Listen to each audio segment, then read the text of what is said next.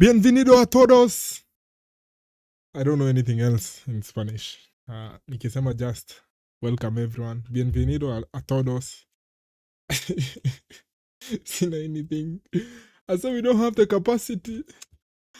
But I'm hoping Barcelona have the capacity tonight. They are starting off in 55 seconds. Let me show you the lineup. Let me just show you guys the lineup.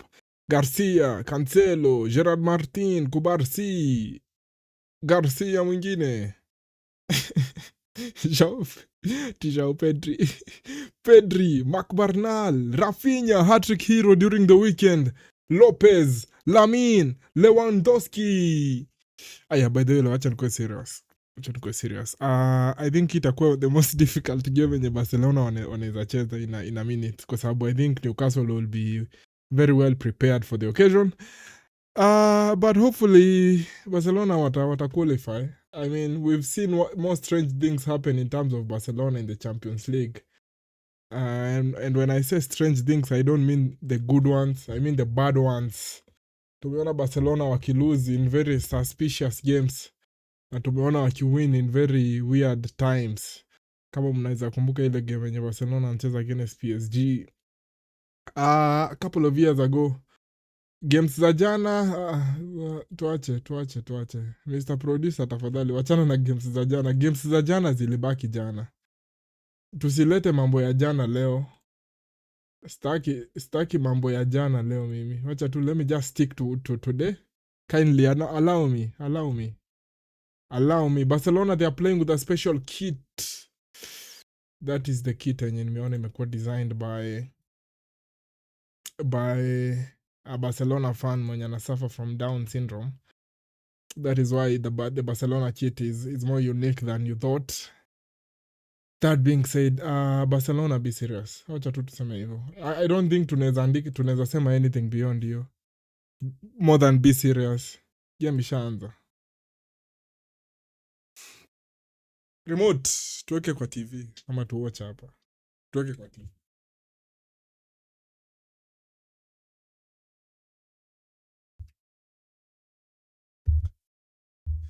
Newcastle want to start as good as they can. Kumbuka ile game ingine in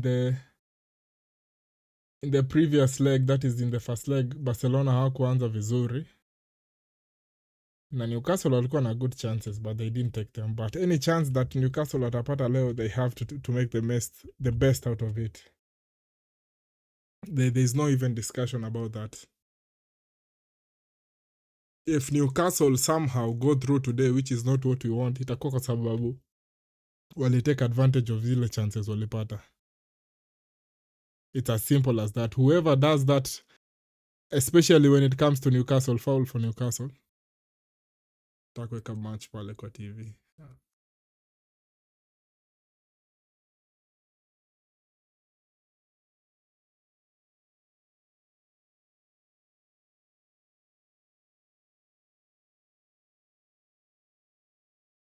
Haya, free kick for Newcastle.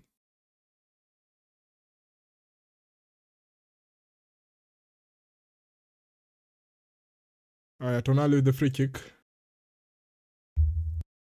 Hatari hapo kwa mlango wa Barcelona, mpira unaletwa ndani, tolewa. Joan Garcia anachukua mpira hapa. Very good defending by Barcelona on the set piece. Yeah, you need to start the game as well as you can. Fermin Lopez against Danban, anapoteza mpira. Ball over the top wakitafuta Gordon. Danban! Nini? Newcastle wameanza na fujo though. They have started the game with a lot of momentum. 2 minutes in. Wameanza game with a lot of psych. Chatuone.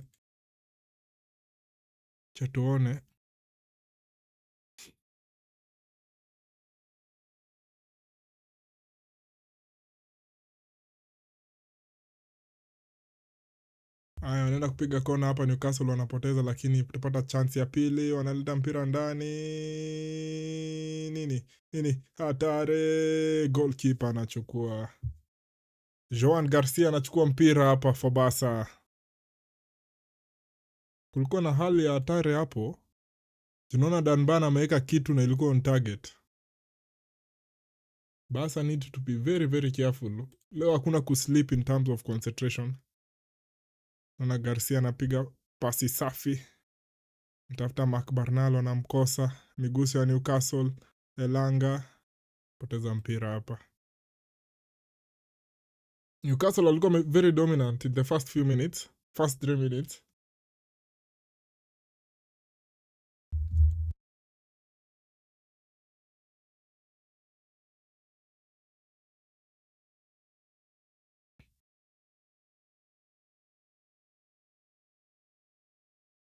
Barnal anachukua mpira.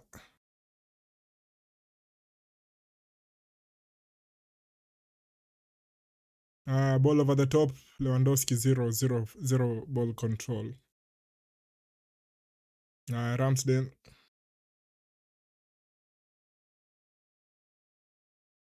Gerard Martin anachukua mpira hapa for Barca. Barcelona ujue yao ni attacking football guys. Hatujakuja kukaa hapa to watch wakidefend. We are here to watch them play football in the most attacking way possible. But I keep saying pia, as much as they want to play attacking football, they must be as cautious as possible.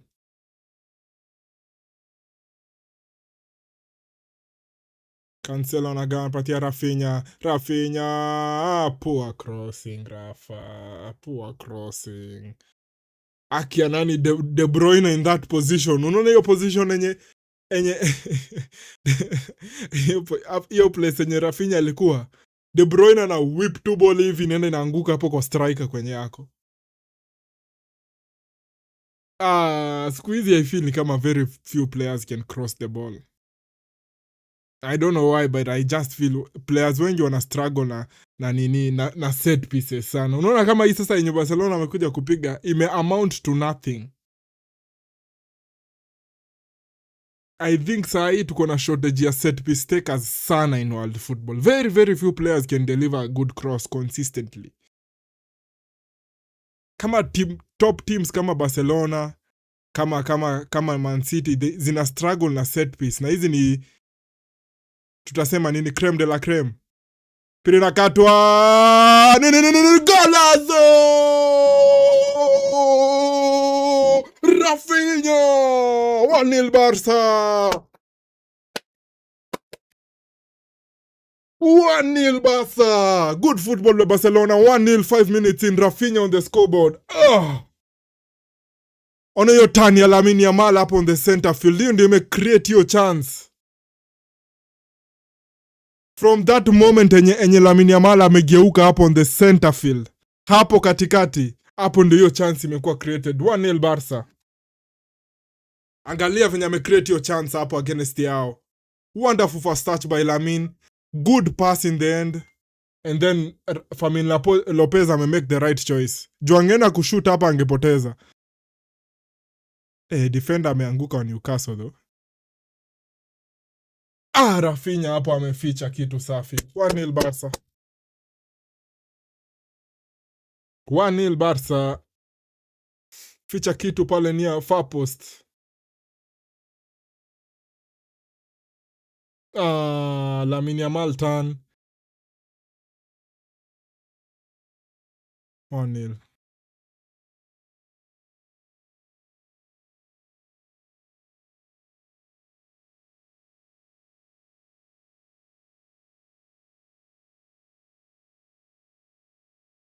Foul on Barca hapo. Refa.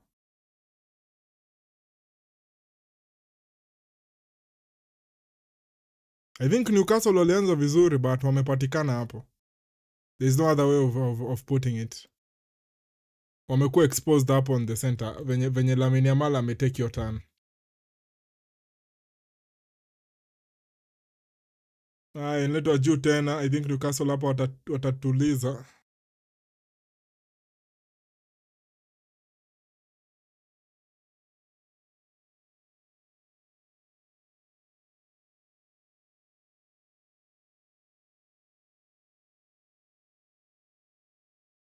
Good chance taken up by Barca. Haya, mpira ingine inaletwa juu. Fermin Lopez. Ramsdale anatoa. Oi.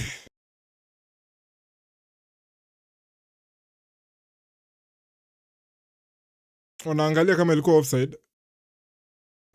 Ref bana, amemwipe.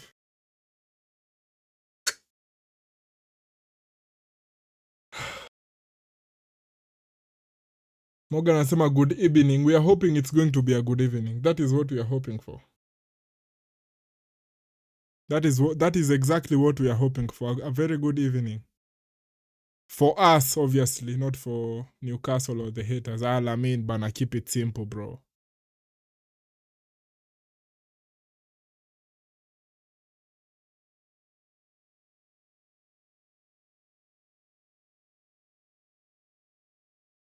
Throw in Barca.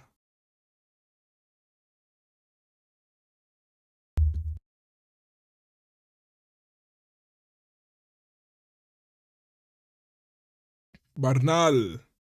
Safi sana. Kubarsi.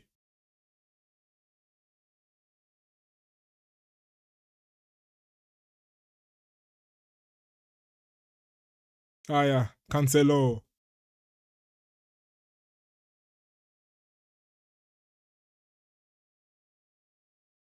Pira ntoka nje hapa. Draw in Barca. 1-0 Barca. Very beautiful goal by Rafa.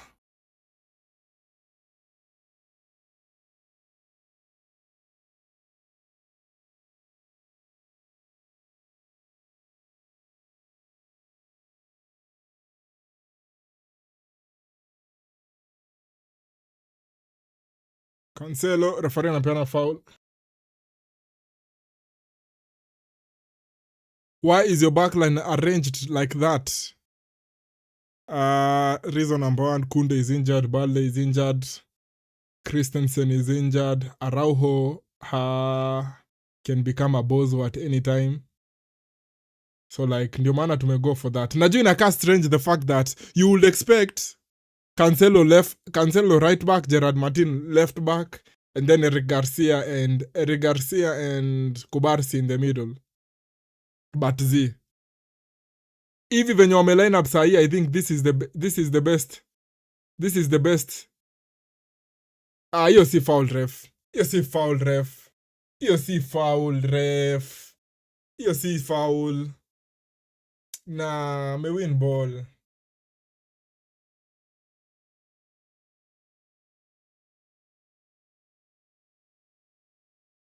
I'm a win ball clearly. Ref. I thought Cancelo will be right back. Venye wamepangwa sahi, this is the best for them. Ukienda kuweka Eric Garcia hapo katikati, atatolewa mbio sana na akina nani? Akina Elanga. Heri akaye acheze huku right back, akaye na nani na Harvey Barnes. Katikati unajua Gordon ndiye anacheza katikati. Na hizi set pieces I think Newcastle anaweza tumia kurudi kwa hii game. So we have to be very careful about these set pieces. Naletwa ndani, nini hatari natolewa. Hatari natolewa.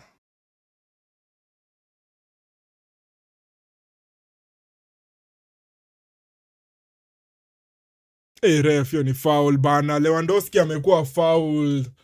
Ref. Elanga ni kama ajielewi msee. Na sisemi hivyo ati I'm hating on him. Si mara ya kwanza nimeona amefanya anatoa ball nje tu akikimbia. I was saying your backline yetu inafaa ikae hivyo.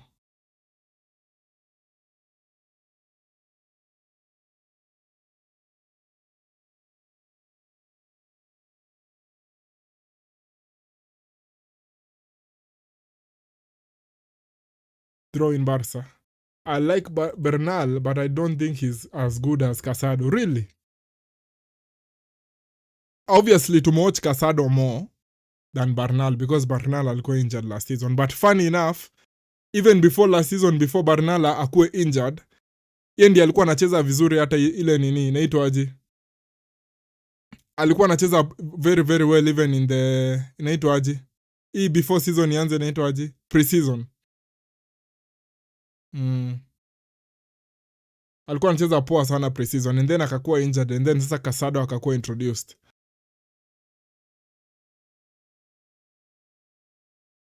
What the hell is wrong with the Langa? Tell me about it, bro.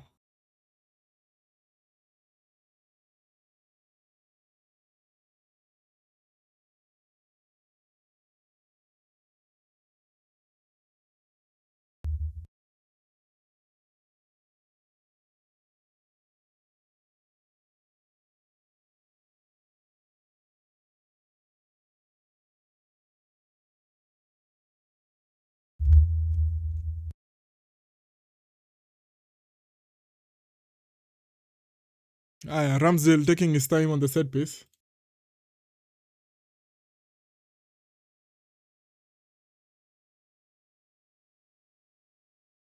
Wanapoteza mpira Barcelona.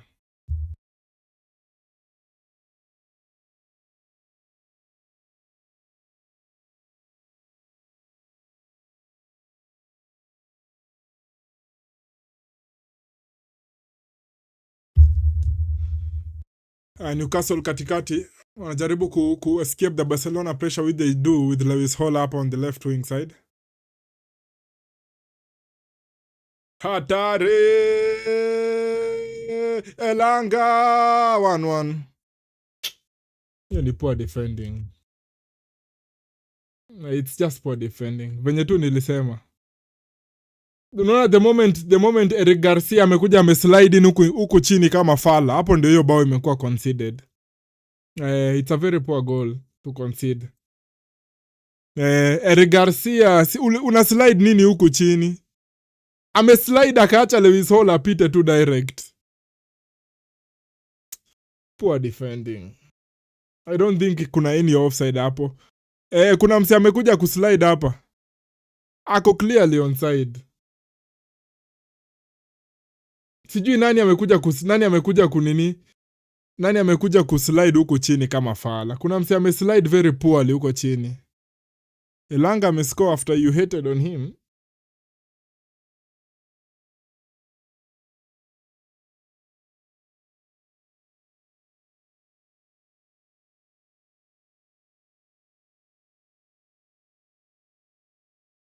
Hiyo mimi I don't like such defending.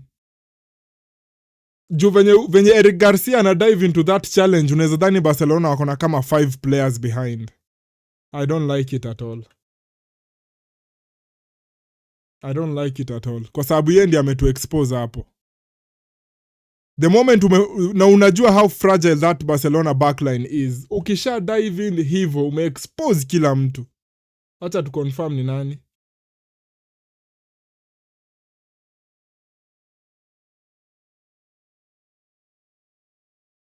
Nataka kuconfirm nani kuna mtu amekuja akislide in so poorly.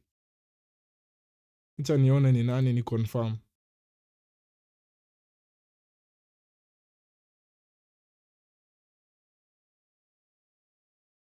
Ni Eric Garcia.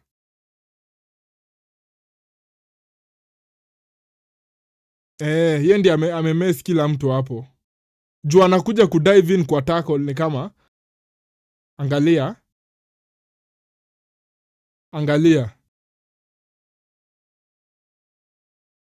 Nimeweka kwa screen.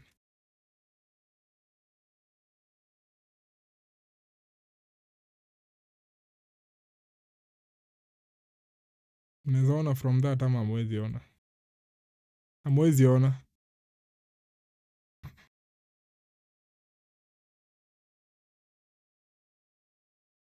Haiwezi onekana.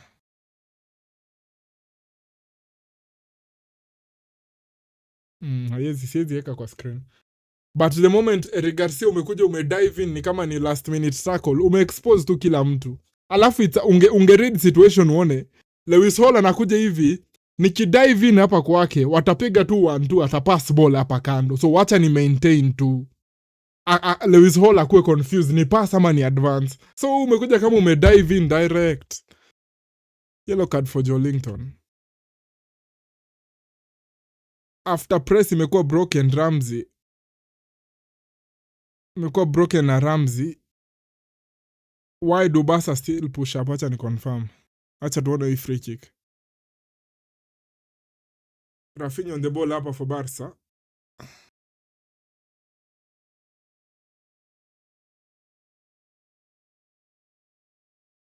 Pigwa kitu golazo!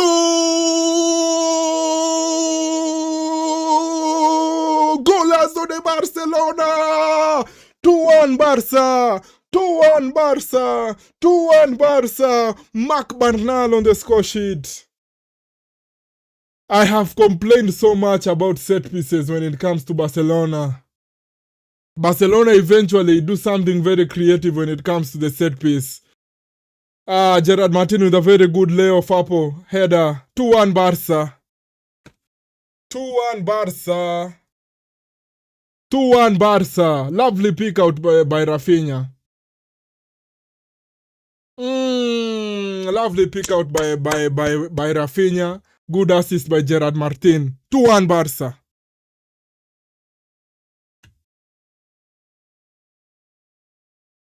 Barca. Poor defending by Newcastle again. It's again poor defending. I think Trippier ndiye amemweka onside hapo. 3 goals in how many minutes? Tuko how many minutes? 18, 19 minutes in.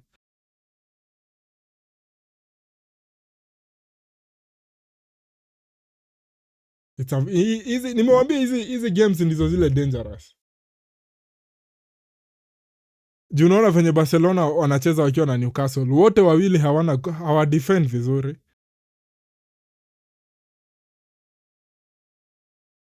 Good assist by Gerard. Good assist by Gerard Martin hapo. Araujo anapiga warm-ups.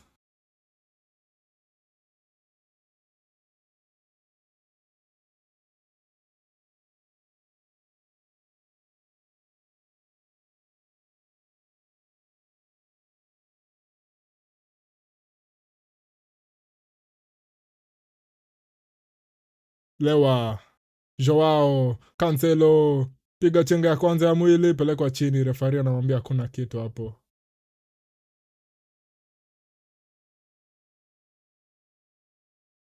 Ramsdale. Danban! Nini? Karibu patikane hapa, wana concede corner Newcastle. Danban anajichanganya hapa wakiwa na Thiago na akina Tonali. Nadhani Araujo atakuja kuingia for someone hapa. I think ni Eric Garcia atatolewa ama ni Joao.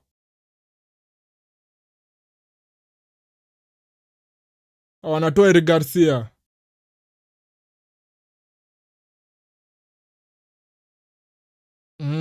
Garcia anatolewa. I'm seeing ana move okay, but apparently ni kama he's injured.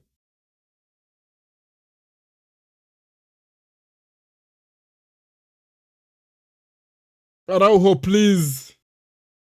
Saidia Araujo akuwe na a good game. Oh my goodness. I can't lose my mind of Araujo in the Champions League again. I'm praying. Oh my goodness. He has a good game and we win. Please. I'm begging.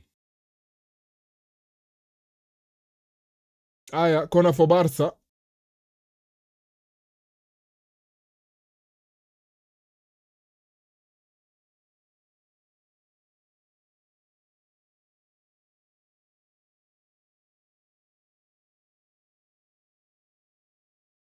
Pelekwa ndani, kona hatari. Kuna mtu. Kona ingine. I think you imekuwa blocked. Imekuwa blocked hapa by Thiago.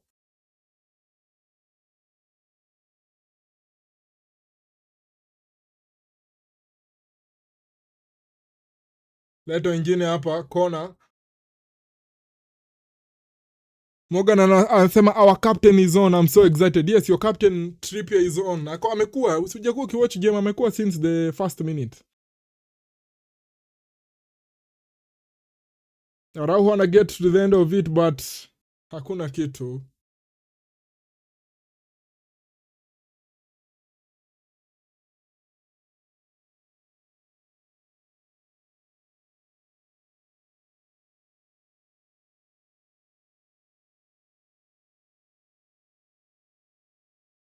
Gerard Martin hapo alikuwa completely onside. Atufungi bao za haram kama Madrid.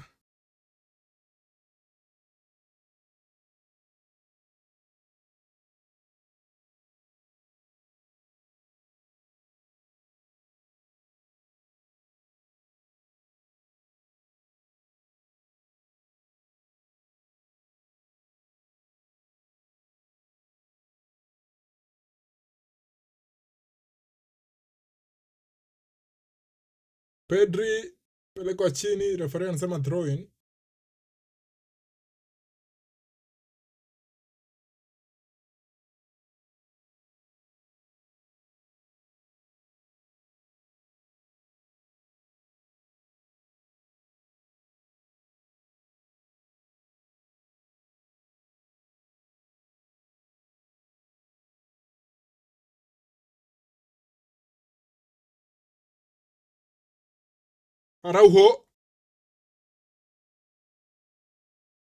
Araujo anakuja immediately, he gets Kubarsi injured.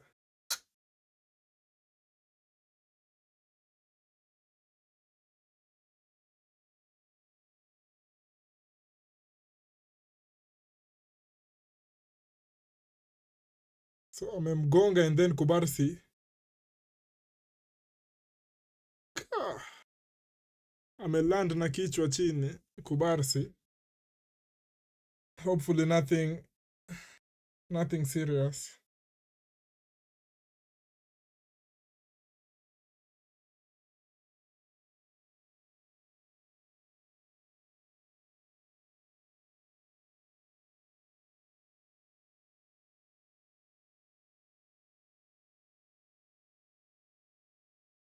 I meant Araujo.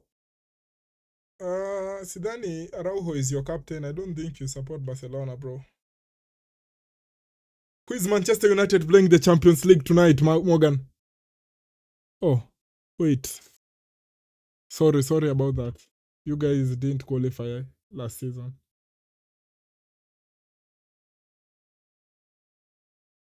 Pira natolewa hapa.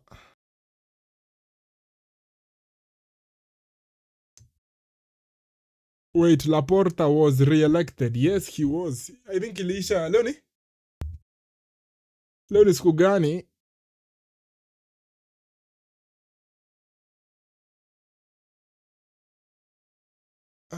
Sijui leo ni which day? Wednesday. I think alikuwa re-elected over the weekend or something.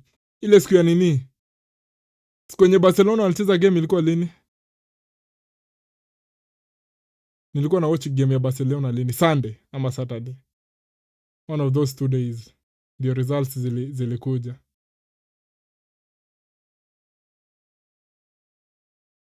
Pedri not involved as much as we would have wanted. Similar to the weekend. Pile game ya weekend against Sevilla, Pedri wasn't. Referee anapeana foul. Pedri wasn't involved. Foul on Ilanga.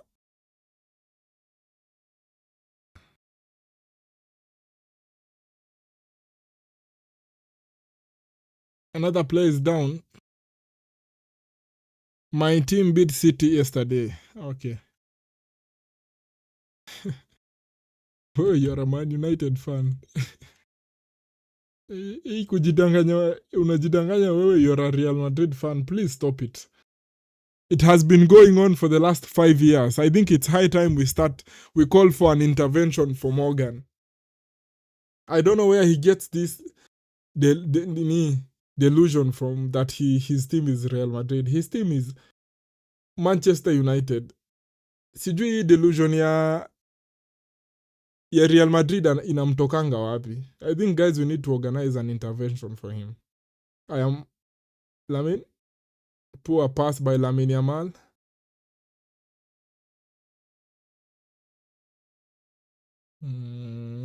Lamine Yamal, unajaribu vitu za ufala on the edge of our box. 2-2, ona sasa. Anajaribu hapo back heels hakuna. Na tuko on the edge of our box. 2-2. Nimewambia hii itakuwa basketball tu. Itakuwa tu basketball, football, for unnecessary reasons. For very, very unnecessary reasons by Barcelona.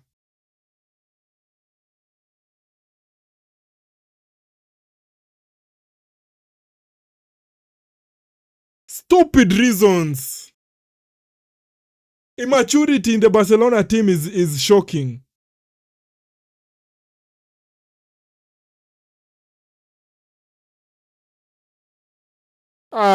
Hiyo ni very poor by Lamine Yamal. Sasa hii game itakuwa basketball for no reasons at all.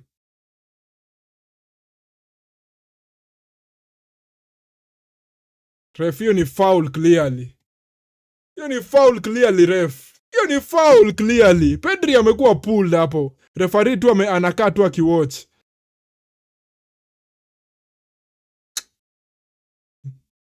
Bana referee, you're not serious. Hiyo ni foul clearly. Amekataa kupeana foul. Juu anajua angepeana foul, nani Joelinton angekuwa angeangaliwa kama ni yellow card. Si unaona?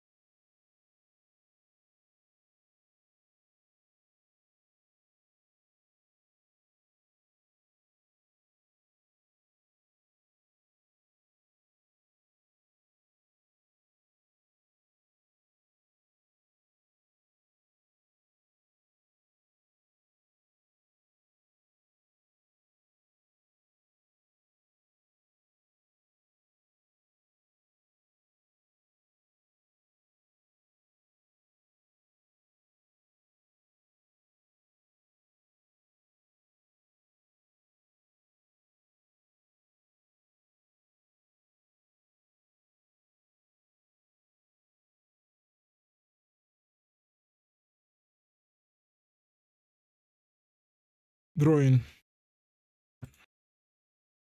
Cancelo is the one marking Elanga. I'm starting to like this. I think hakuna situation yenye naweza sema nimeblame Cancelo. Hiyo second goal hawezi mblame kwa sababu it's a set piece. So most probable si yeye ana mark Elanga during a set piece. Most probable. Cha tuangalie. I don't think yeye ndiye ana mark Elanga on the set piece.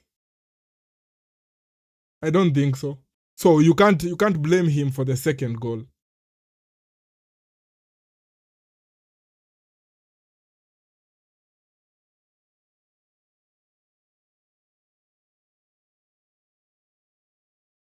Offside, Elanga.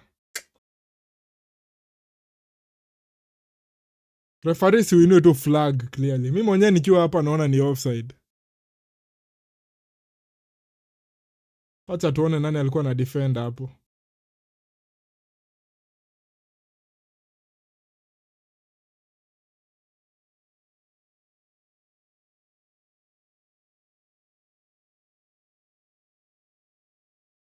Oh, by the way, si set piece. Cancelo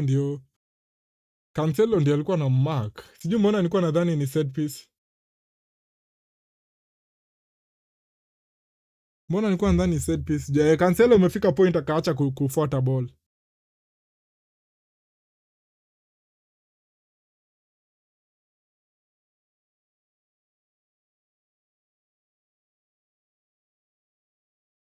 Lewandowski down. Reminds me of Cancelo versus Dembele. Cancelo versus Dembele ilikuwa wapi? Sikumbuki hiyo.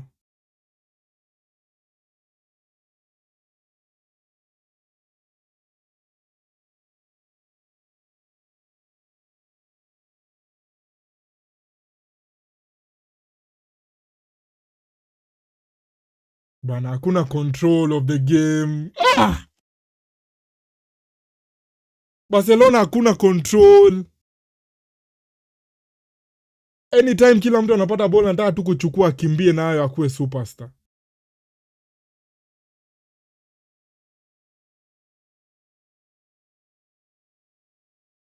Rudisha ball nyuma Cancelo.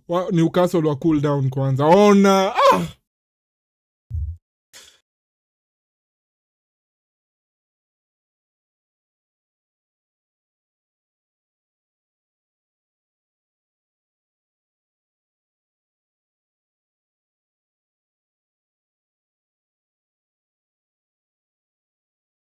Angalia Barcelona.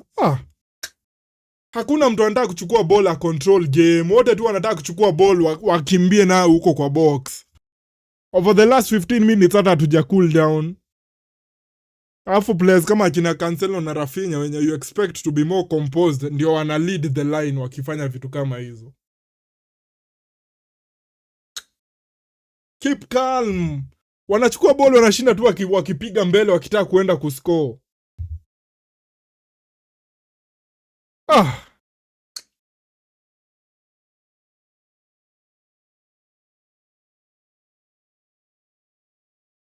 Cancelo alikuwa hiyo Barca 1-4. Sikumbuki, siwezi kumbuka.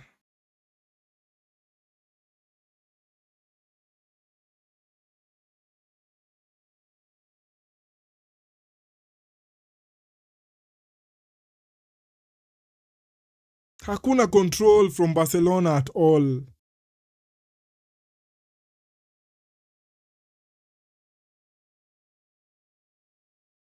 Goalkeeper kana ball.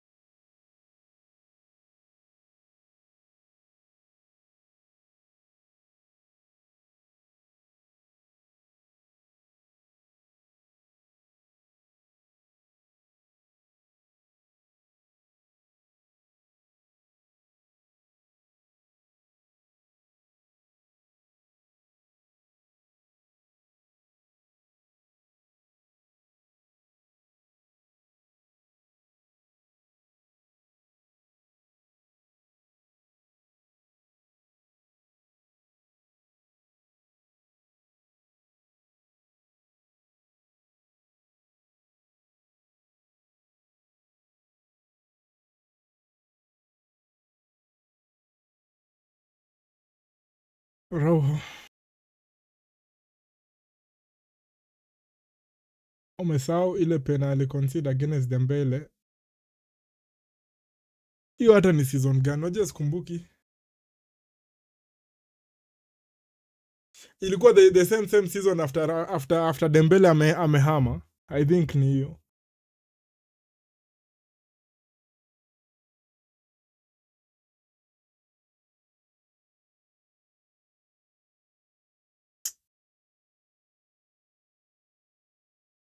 I think Newcastle wana control the game better by Barcelona by far. Na kucontrol haimaanishi, unajua kucontrolling doesn't mean you stay with the possession.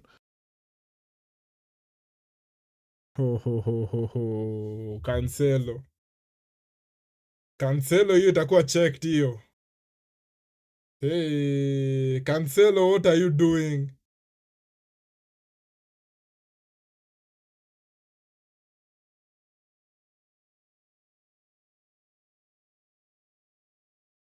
Cancelo unafanya nini bana?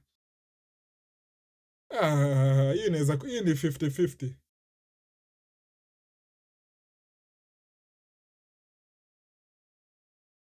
Refari atambue ende angalie hii I think.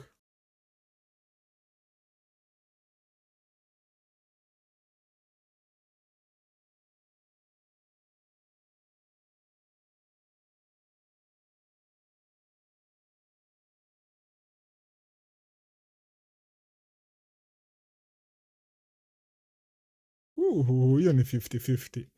Hata mimi as a Barcelona fan, hiyo ikipeanwa against nyinyi hamwezi complain anything. Hata si 50-50, I think hiyo ni 70-30 in my opinion.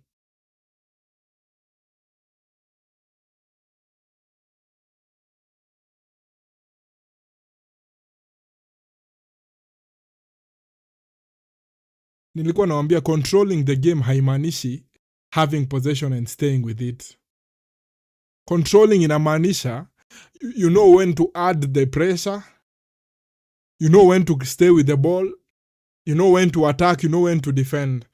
But sasa Barcelona akili zao zote zinawambia endeni, na ndio maana unaona wanapata ball wanapiga some useless passes zenye hazifanyi anything. Ona mwingine hata sijamaliza hiyo statement, ana attempt a very stupid pass, Newcastle wana win the ball back. Si mnakumbuka last season niliwaambia the only way Barcelona inaweza win ni if wata get rid of this immaturity yenye wako nayo. Lewandowski hawezi funga tap-in. Sell Lewandowski. Sell Lewandowski at the end of the season. Get rid of him. Get rid of Lewandowski at the end of the season. Get rid of him. I knew he wouldn't score from there. I knew he wouldn't score when Rafinha passed. I just knew Lewandowski wouldn't score.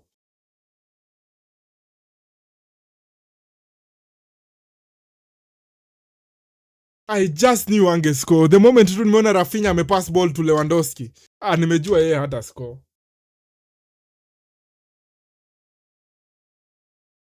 I just knew he wouldn't, because hajakuwa sharp so far this season.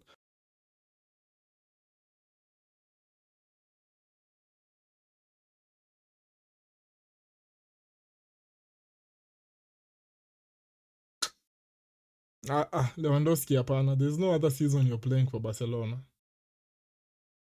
Thank you for your service.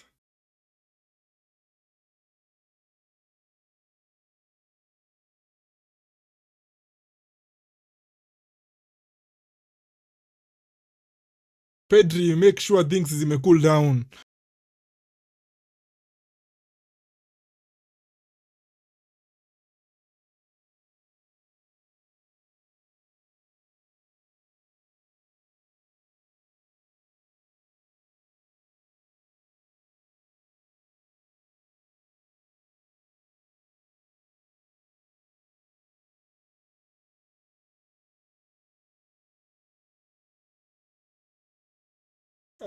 Man, hakuna control.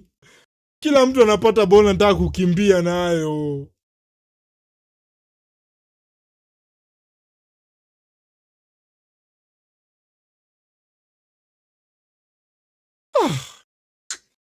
I hate watching such games.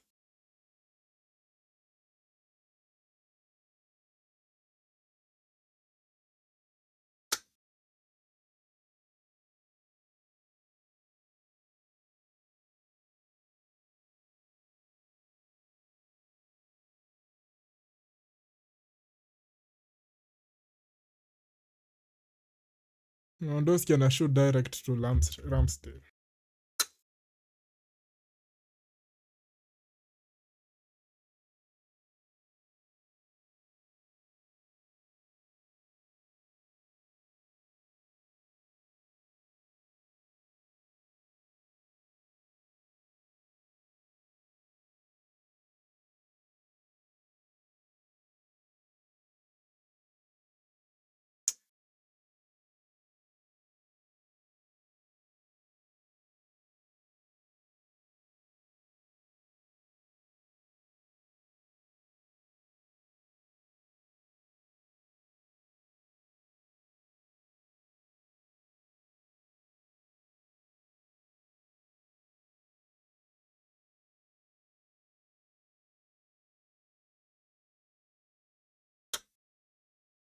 I'm just very frustrated by what I'm watching.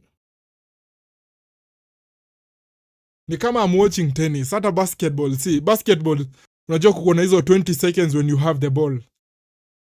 Ni kama I'm just watching tennis hapa.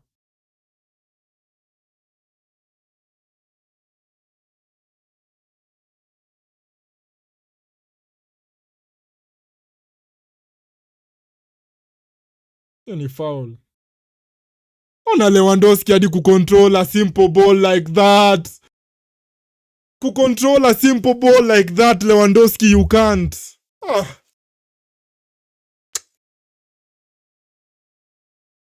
Mi siwezi watch Lewandowski tena. Like nisha run out of everything I can say. Since last season nimekuwa nikicomplain about his first touch. Tangu last season mwanzo. Hakuna improvement anywhere.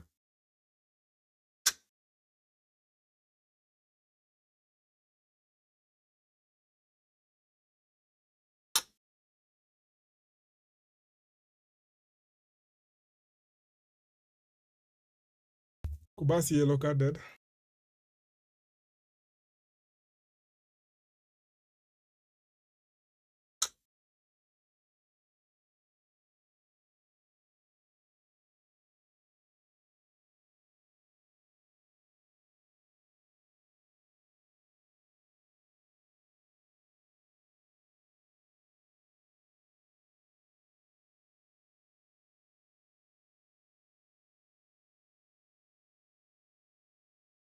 Twende half time hata.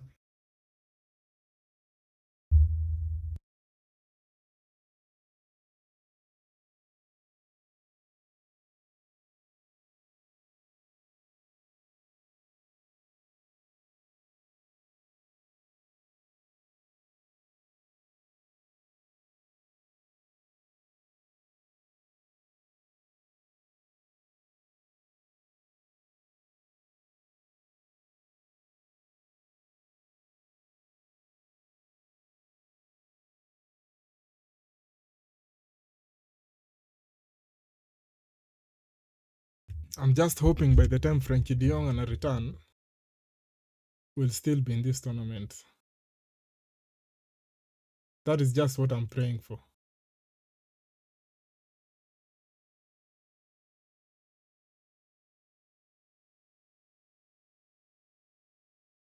Shoot Rafa! Ay, open net ingine. Lamine Yamal and Lewandowski. Watanifanya hata nipate heart attack hapa. They don't deserve me as a fan. They don't. They don't deserve me as a fan.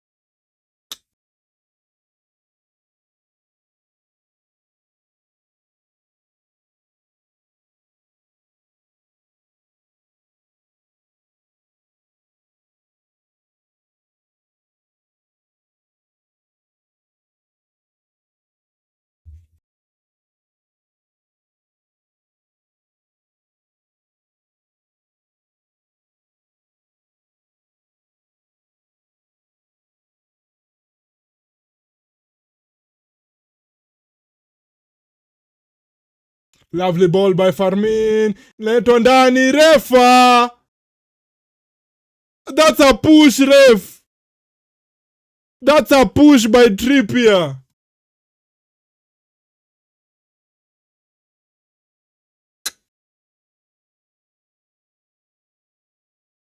Amemshika mkono clearly, ref. Amemshika mkono clearly.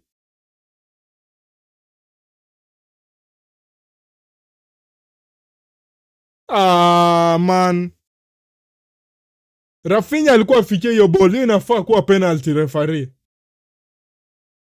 Hii inafaa kuwa penalty. Wacha tuone. Amemgrab clearly.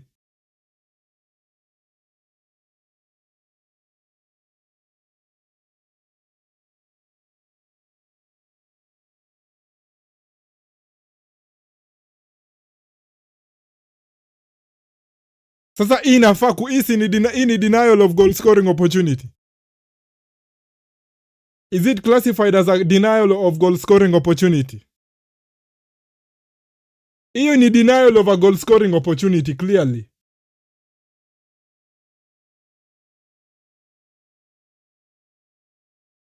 Lakini yeye si last man, Trippier si last man, so haiwezi kuwa red.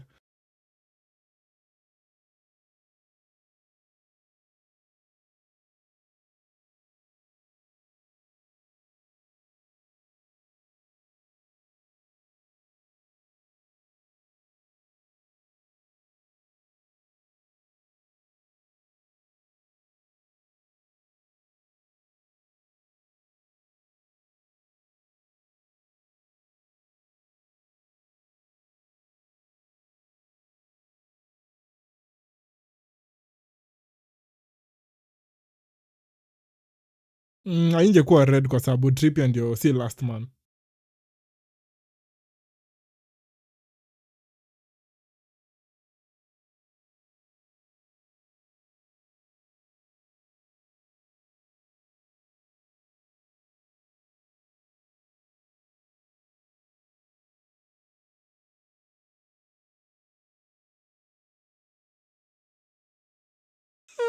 Yellow card peke yake, ref.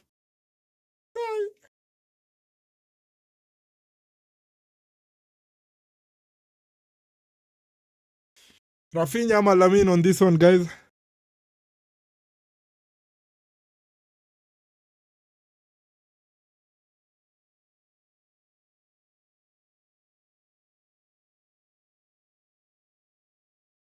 Rafinha ama Lamine. Anaachia Lamine Yamal. Lamine Yamal is not having a good night. Lamine Yamal is not having a good night. Hopefully this is going to be the start of it.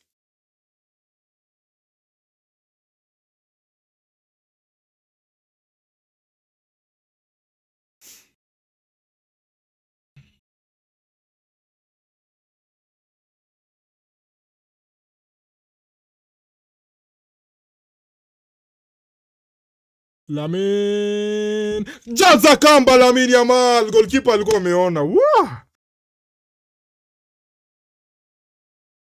Goalkeeper alikuwa ameguza walai. Siwezi sema ilikuwa perfect penalty. Juu amepiga hiyo level yenye goalkeeper anawezaona. Ramsdale amego the right way. Amego the right way. 3-2 Barca.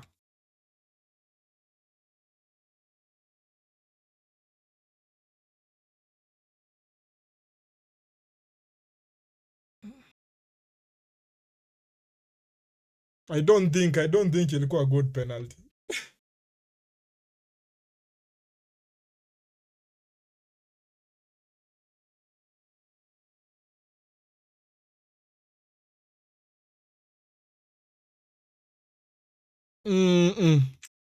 I don't think ilikuwa a good penalty.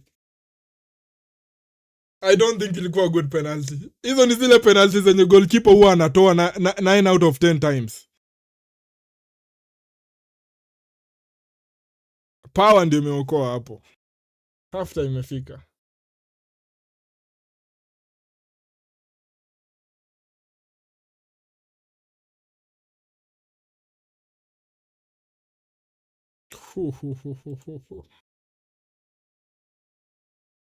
I didn't like that first half. Lamine Yamal celebrating like his idol, can't blame him. Amefanya celebration kama 15. Don't lie to yourself. Usijidanganya. Amefanya celebrations kama 15 for that goal. So like usijaribu kupick one out and justify it. Just move on from it swiftly. Just move on from it. Move on from it swiftly. Don't look for a reason. Amefanya kama 15 celebrations hapo. Amekalia billboard, amedance, wamefanya moja na Rafinha. Why are you only pinpointing one? I didn't like that first half. Acha tuone kama stats zina back what I'm saying. But your first half, you can't win the Champions League playing like that. Kuna watu watasema, but Real Madrid have won many Champions League playing chaos football. We are not Real Madrid. We don't get all calls in our favor.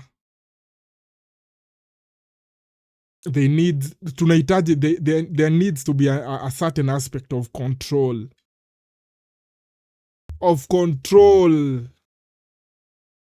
Control namaanisha you know when to go, you know where to stop, you know when to calm down, when to increase the tempo, when to slow it down. I think imekuwa na too much chaos. The fact ungeambia Newcastle fans, let me just ask you something. Turudi last week.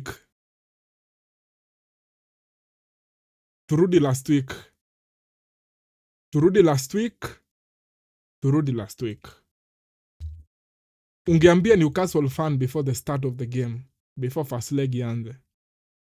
If you told a Newcastle fan, after the first leg,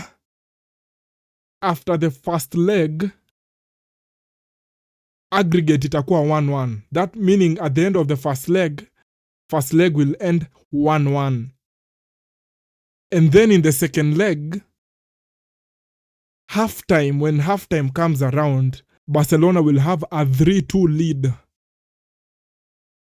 How do you think Newcastle fans would have felt at that time? Turudi last week Tuesday, if you told Newcastle fans that, wangefancy their chances, msee. Because hii inamaanisha waliweza control first leg, they didn't end up losing it, and in the second leg they are playing very well. Playing very well, but they are scoring against Barcelona. Na ungeulizwa how do you score against this Barcelona team, ungesema through counter attacks, through transitions. Meaning ile game plan yenye Newcastle wangekuwa nayo, which is counter attacks and transitions, is working in a way. It's working 70% of the times. Meaning they will still be in the game. But Barcelona pia, I still think kuna vitu tunafaa to improve sana in terms of control. Na ndio maana I prefer having De Jong and Pedri on the field at the same time. Jua wawili wakiwa, kuna wana a certain aspect of control. Game I get out of hand sana inakuwa nini? Inakuwa tennis ball. Unajua kuna basketball na kuna tennis. Sasa Barcelona ni wa tennis. Hii game yenye tumewatch leo so far, first 45 minutes, ni tennis football. Ball inakuwa swing hivi, inarudi hivi the next second. Sawa. Tuangalie stats. By the stats unazoona tu 56-44, hiyo ni kama 50-50. It means nothing in football. Ingekuwa 60-40 ndio ingekuwa like okay, maybe Barcelona wana control kwa umbali. Expected goals 1.85, na hii imeongezeka kwa sababu ya penalty. 1.85 ukiminus penalty, acha tu minus 1.85 minus 0.75 inamaanisha goal expected goal ya Barcelona ilikuwa 1.1 before the penalty, meaning Newcastle alikuwa ahead. Total shots 9 by Barca, 5 by Newcastle, 4 by Newcastle. Nimesema nini? 9 by Barca, 5 on target, 4 shots by Newcastle, only 3 on targets.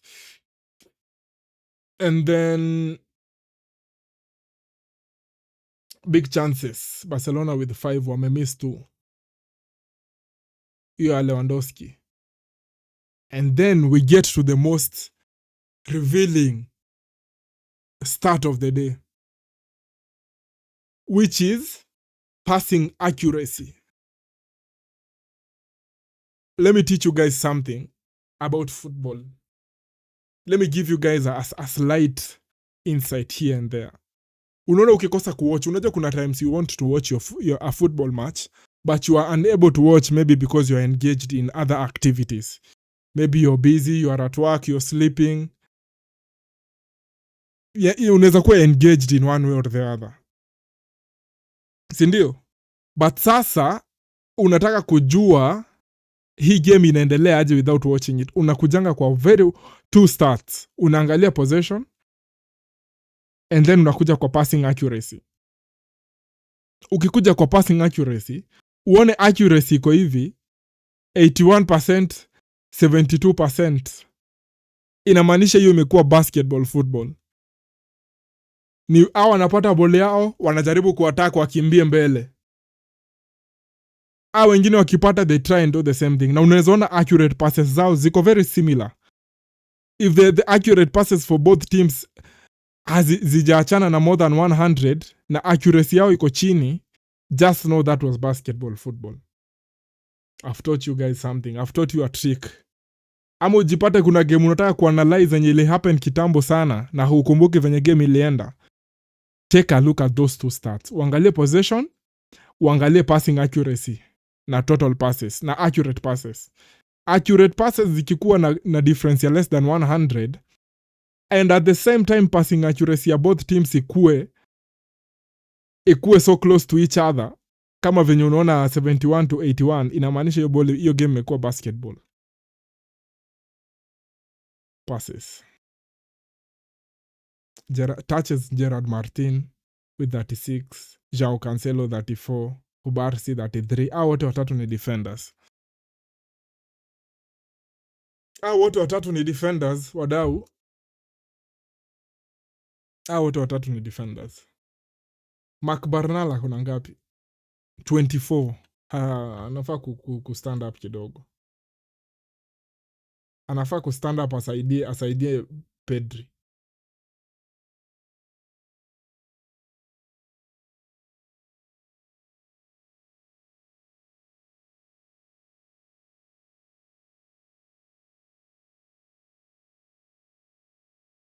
Nataka kuona hiyo chance enye me lead into the penalty.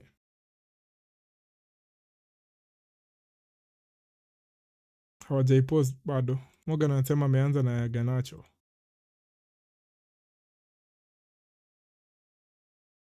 How many minutes before game irudi?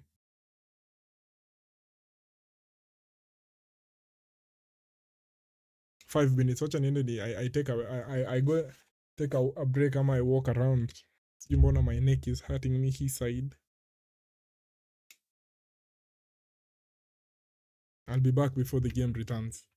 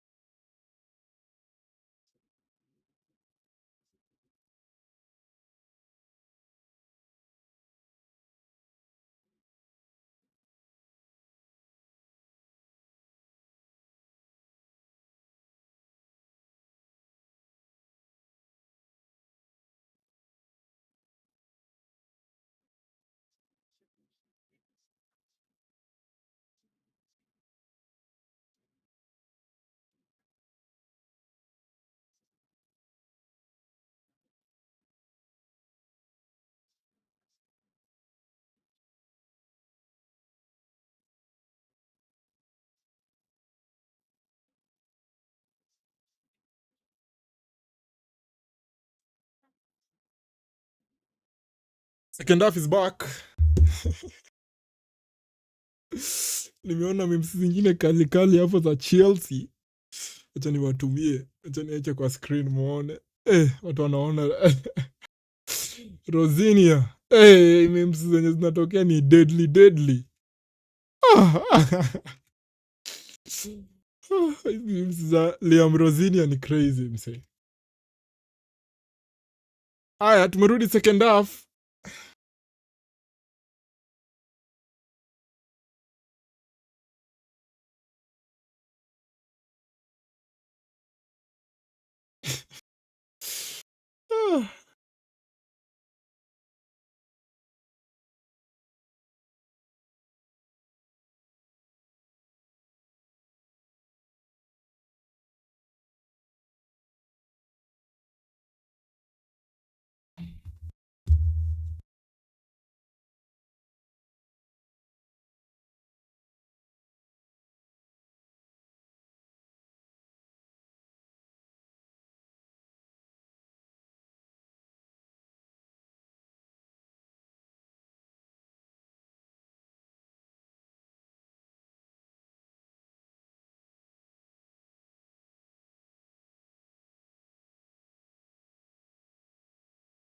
Parmin.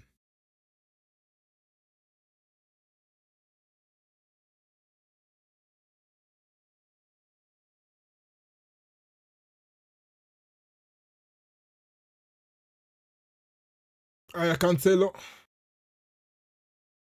Bernal.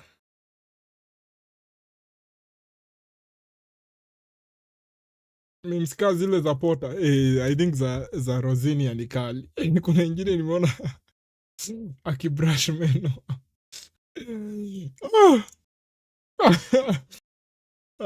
Waseni wa noma huko nje. Kwa ma memes.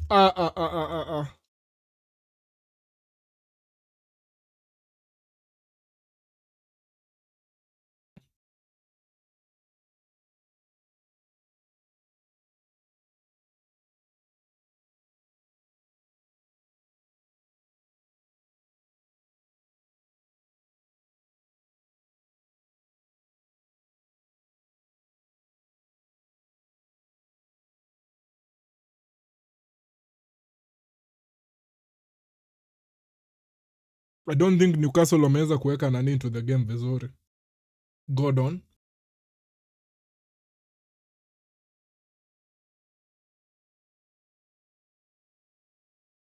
Ona hii.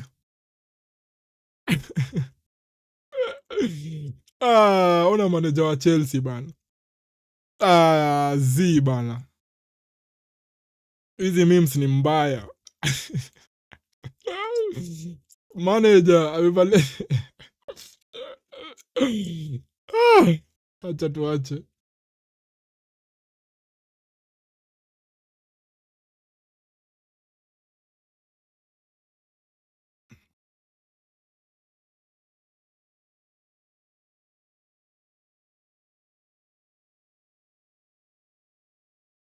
Rafinha.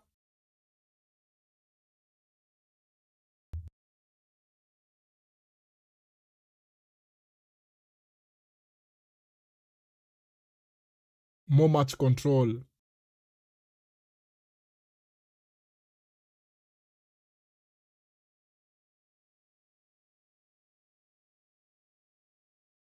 Rafinha hajaona.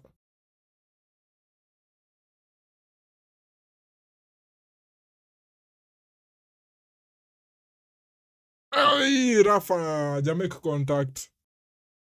Nimeona hiyo ni fire. Bro, hiyo ni kaa. Hiyo ndio I think hiyo na yenyewe ameshikilia Bible. Ai. Hiyo ni noma.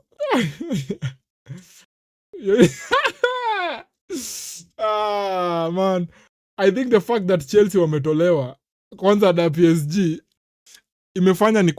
imefanya landing yangu ya Man City against Real Madrid ikuwe slightly better.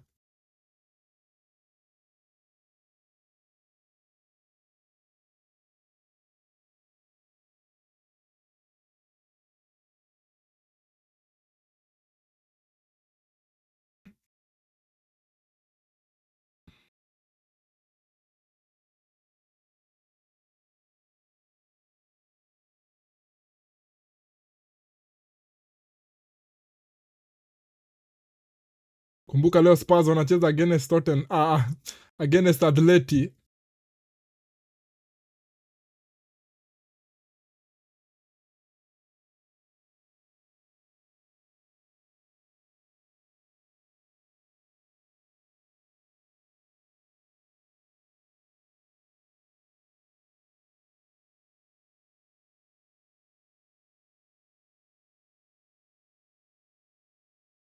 Pedri amekuwa involved.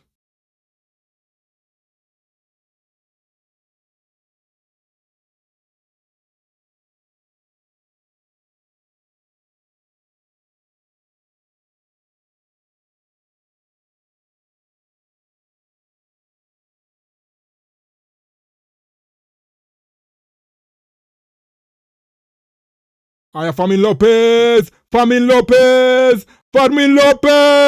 anajaza kamba. Fermin Lopez 1-on-1 anajaza kamba hapa. Fermin Lopez 4-2 Barca.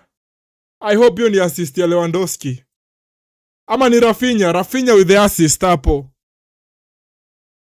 4-2 Barcelona. 4-2 Barcelona.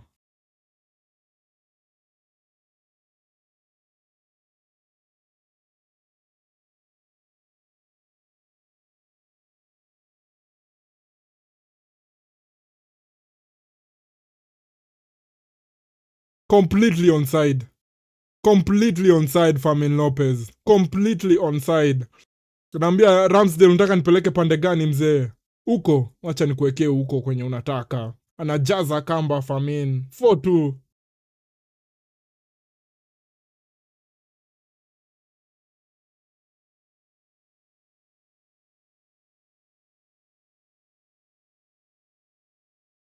Sasa this is the football lenye nataka.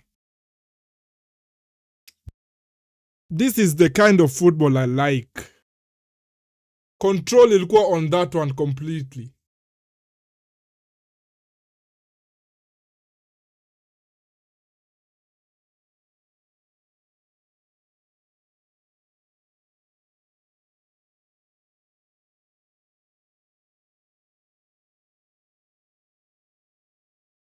Mpira ingine ya juu.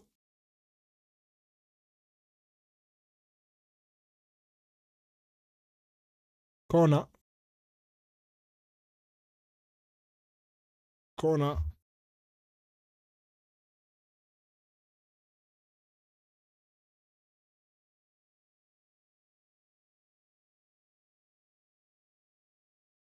Good challenge by Tonali. That's a good challenge. Ameitime vizuri venye ametoa ball.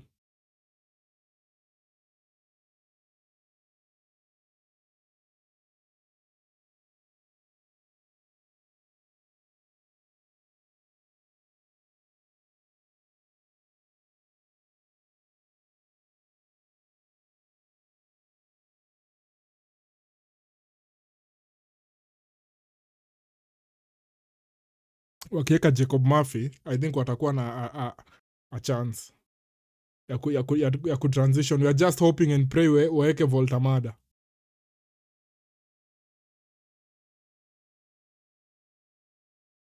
I'm just hoping and pray waweke Voltamada.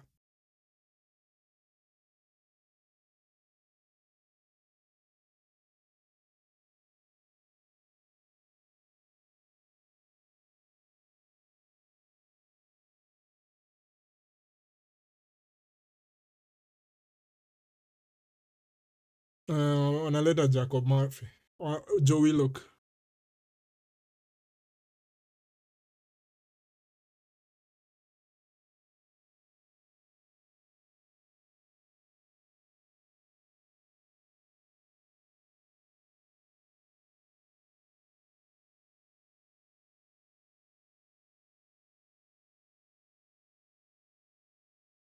Hiyo ni good football. Hiyo about, I think hizo about out of the 4 goals tumescore, hiyo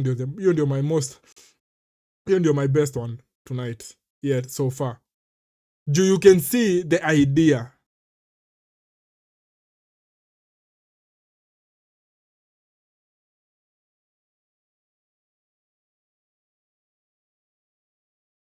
Tonali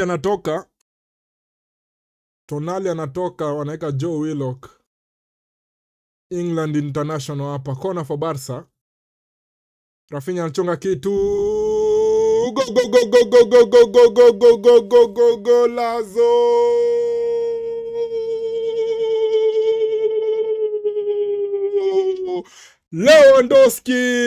Lewandowski. I think I make a record becoming the player that has scored against the most teams in the Champions League tonight. And I score against Newcastle Lewa. 5-2 Barca. 5-2 Barcelona. 5-2 Barcelona. Lewandowski. Header. Lewandowski header. 5-2.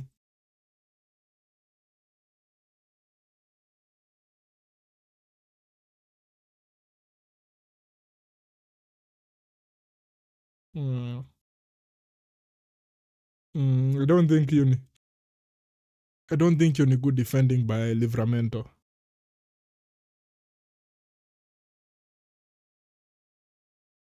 I don't think that's good defending by Livramento.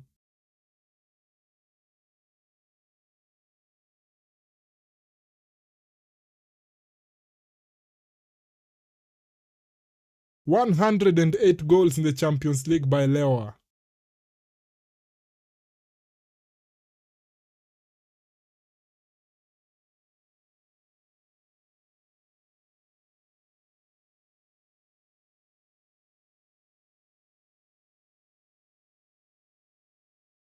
Are you guys seeing what I'm saying? Umeona the last 2 goals. Okay, yeah, mwisho ni corner. But have you seen what happens when you become calm and you start playing in a calm way? Si yenye mnataka kucheza tennis football.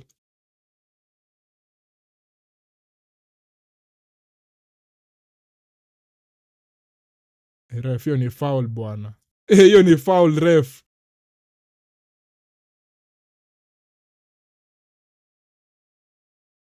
Man, Araujo anatu expose man. Wow, Araujo anatu expose huko right back. Wow. Ay. Jamaa isicheza right back mse. The exposing yenye anatu expose huko. Ay. Huyu mse bana. Mi naona bado yeye ni suspect sana.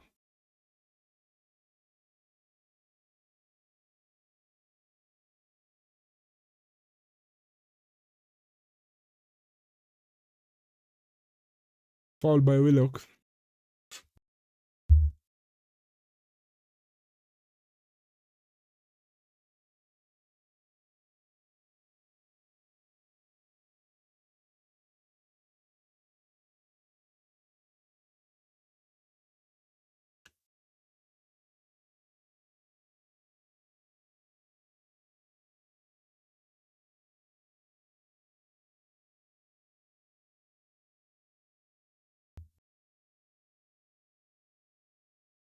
Araujo.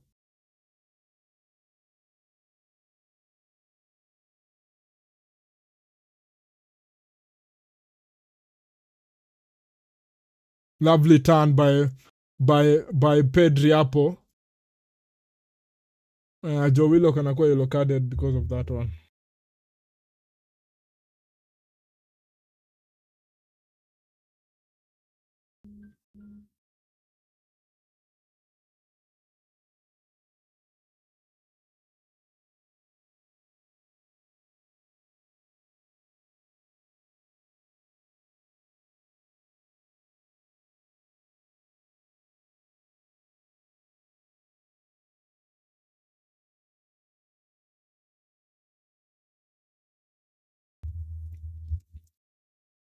Lamine Yamal.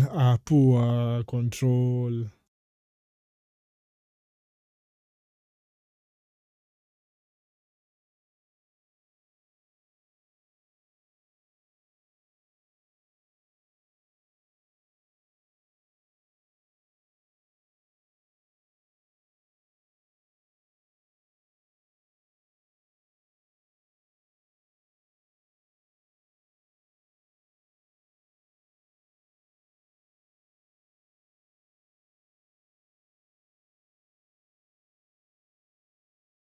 Lewandowski!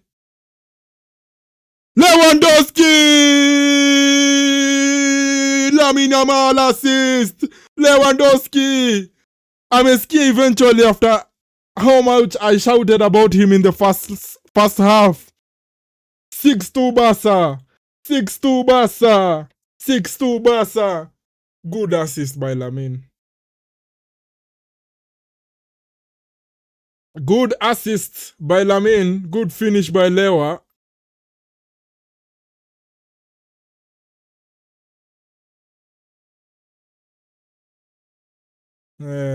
Proper number 9 hapo. First half alikuwa very frustrating. Alimiss a very good chance but ameredeem na second half goals.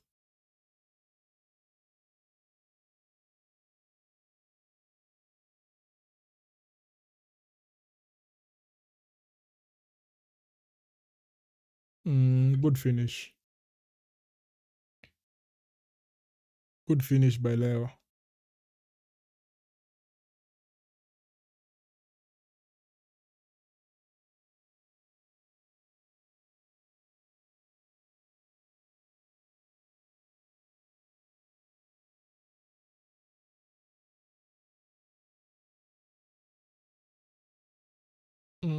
Good finish.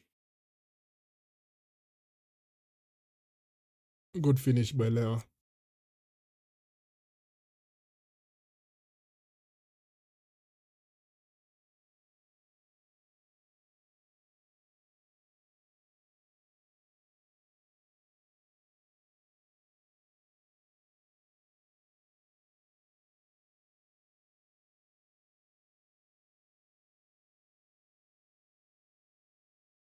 Newcastle wanataka kuweka Botman. Wanataka kuweka Jacob Murphy. Na wanataka kuweka Voltamada.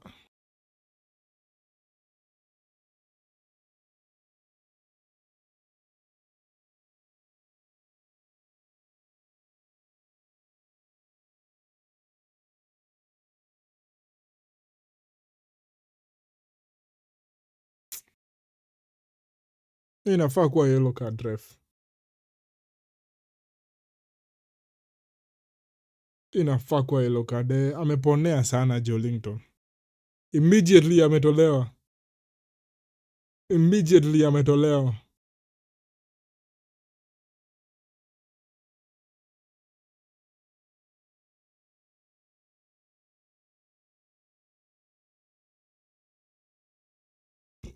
Elanga pia anatolewa after his 2 first half goals.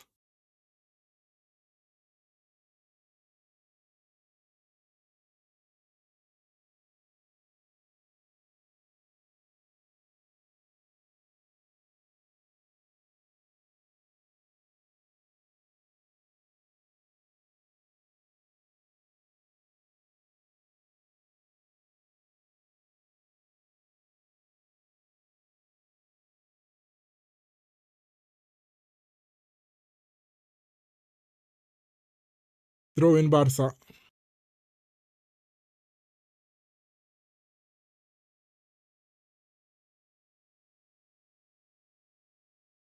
Dani Olmo, Xavier Spat. Ferran Torres. Ferran Terrorist.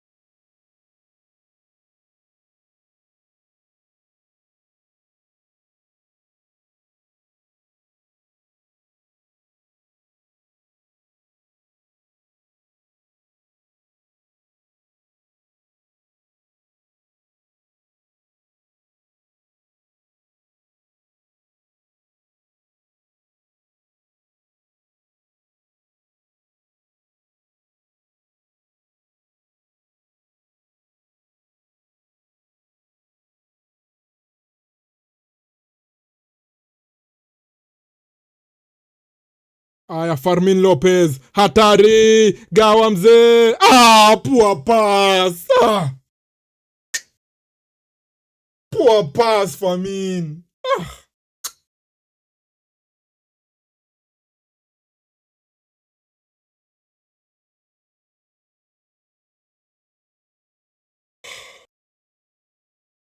Cancelo anatolewa, Xavi Sport anaingia. Lewandowski na Firmino pia wanatoka. Lopez na Ferran Torres wanaingia.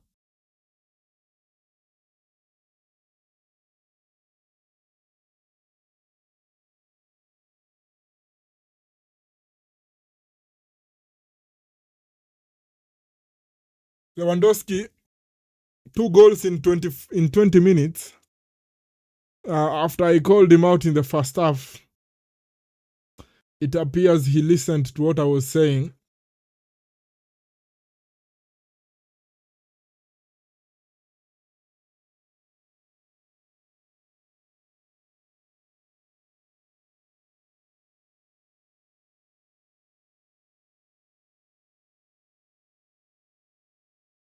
Foul for Barca.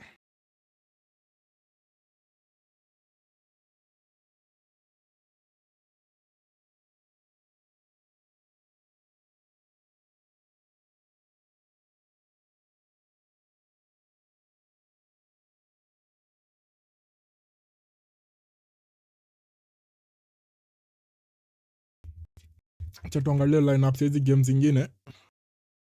Remember the other games zenye ni ongoing.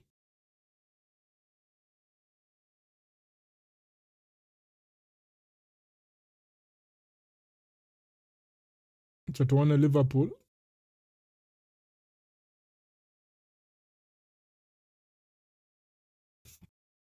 Tuone Liverpool wameweka nani. Alisson amerudi. Karkez, Van Dijk, Konate, Frimpong, Mark Alister, Gravenberch, Salah, Sobozo, Vats, Hugo Ekitike. Your favorite player Gakpo is not there. Tuende pande ya Galatasaray, kuna Sakir, Jacobs. Hii ni jina gani? Badachi. Singo alitoka Monaco akakuja huko. Singo alitoka Monaco akakuja huko ama ako on loan? Alitoka Monaco akakuja huko. Okay. Only 60 games for Monaco. Hiyo ni kama 2 seasons for a right back. Yeah. Niliona Singo last time but anyway, acha tuone hao players wengine. Boy pia si alikuwa ametoka sijui timu gani. Alikuwa ametoka Young Boys akaenda Bayern Munich. How was that possible? Ama Bayern Munich ndiye alikuwa ameenda on loan. Rennes, Dijon, Galatasaray, Bayern, Galatasaray. Okay, sijui. But naona ako on loan. Nimeona ako on loan. Na Singo ako on loan pia. Singo amekuwa bots.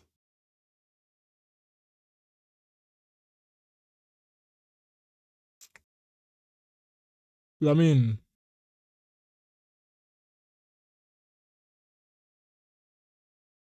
Xavier's part crosses the ball to no one.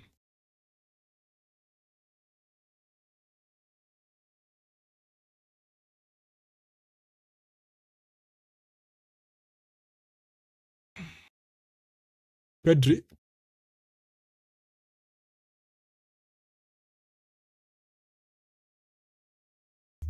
Livramento anaanguka hapa. Tuangalie timu gani nyingine? Spurs. Spurs against Atleti. Vicario, Porro, Romero, Dragushin, Varndaven, Spence, Tel, Gray, Sa, Simmons, Mwani. Naweza taka sana Atleti wageuziwe ndio tupatane na Tottenham hiyo game nyingine. But najua Atleti hawezi geuziwa. Hawezi geuziwa. Ama wanaweza. I don't know. But you can't put it past Atletico Madrid. But sasa pia watoto namsi ati wako na firepower yenye ni amazing. Watakuja tu kukaza venye walikaza tu ile ya Barcelona, ndivyo watakaza hii. But I feel leo watakuwa wataji-express more.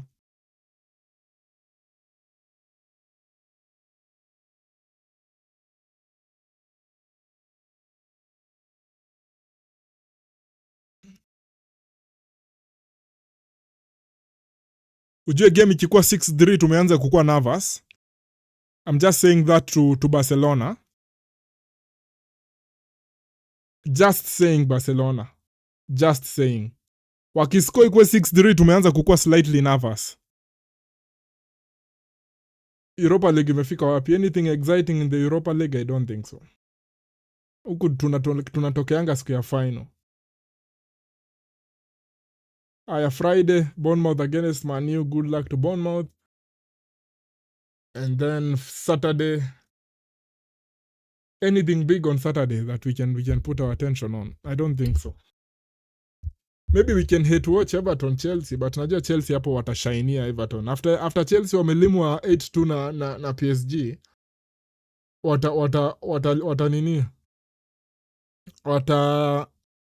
Watashainia Everton mbaya.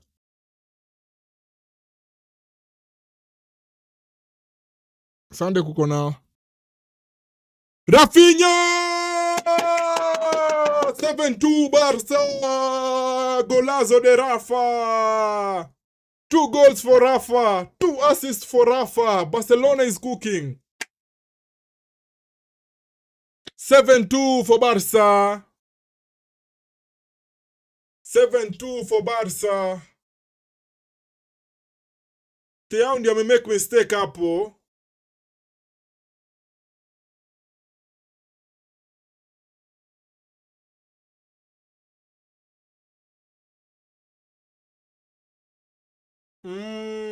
Wanafanya nini hapa? Wanafanya nini hapa Newcastle? Wanapiga pasi za kiudu. Rafinha anasema wacha nikule ni chakula yangu. 7-2 Barca. 7-2 Barca.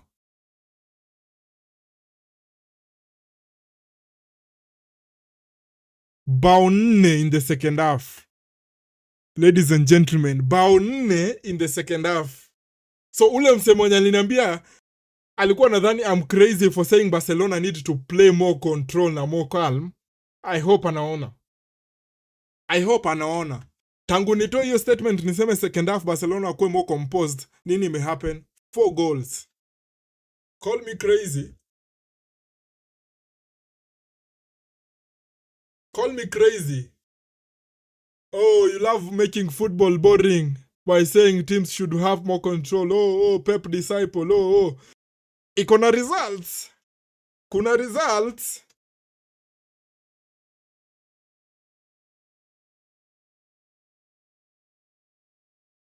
Kuna results.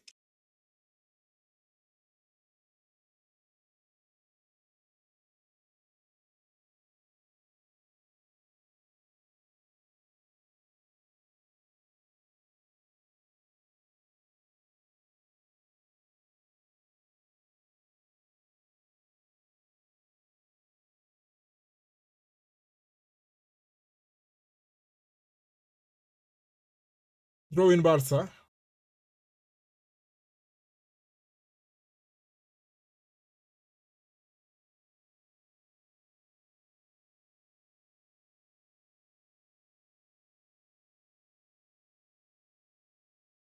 Morgan in agreement saying that's a good strike.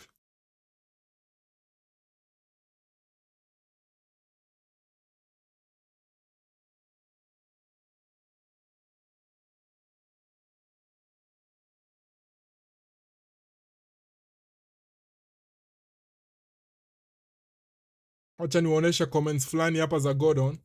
Mniambie kama you guys agree with it. What do you think about this comment left by Gordon? Gordon anasema difference between EPL and CL is Champions League is a bit more of an old style game. It's a bit more football based. Okay, interesting word choice hapo, saying football based teams come and try and play proper football. I think in the EPL you're now seeing a lot more long throw-ins, set pieces. It's become a slower and set piece based. Aha, mi naona kuna contradiction kidogo hapo by Gordon, kwa sababu anasema it's a bit more football based,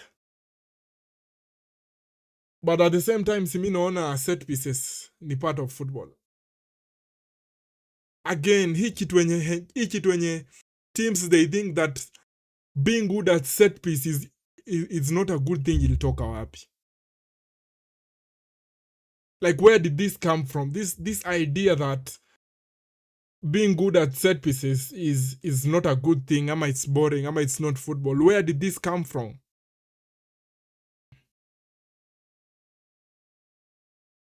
Kof said hapo Jacob Murphy. I don't agree with it. Mimi, I'm not in agreement with it. Mimi, I will always say set piece ni part of the game. Set piece ni part of the game. I know we mock Arsenal, we banter them because of set pieces, but set piece ni part of the game. And mimi, I want my teams to be good at set pieces. Juu si kila game utakuja ucontrol. Si kila game utakuja ucontrol useme ati I'm going. Kuna game yenye utataka kuwin, utawin 1-0 because of a set piece. Na hiyo ndio kitu yenye hizi big teams hazija realize, other than Arsenal.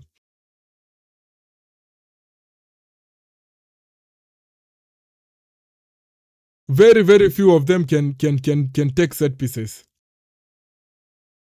And I think ndio maana hao wanapenda kujidanganya na hii kitu ya set pieces, they are old style game ilikuwa na set pieces sana.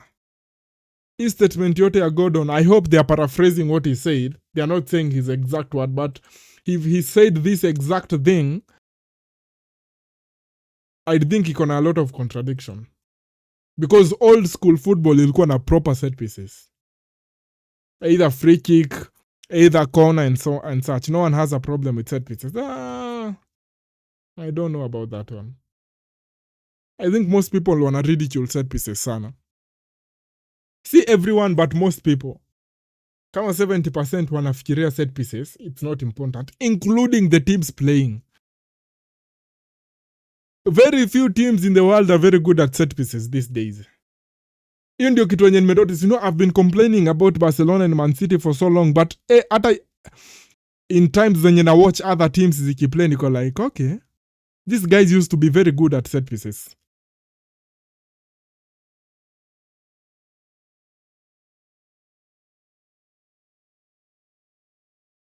Kitu hatutaki ni Royal Rumble elimination over the top rope that involves mugging.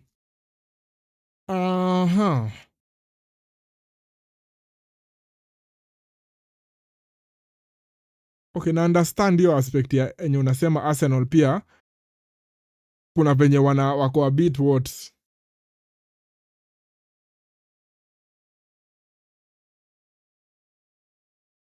Lamin, umeoverdo. Hiyo ilikuwa bao simple, Lamin. Hit your ball first time, Lamin Yamal. Should have taken it first time. Hatari hapa with Harvey Barnes. Piga kitu, goalkeeper naona. Lamin shoot first time.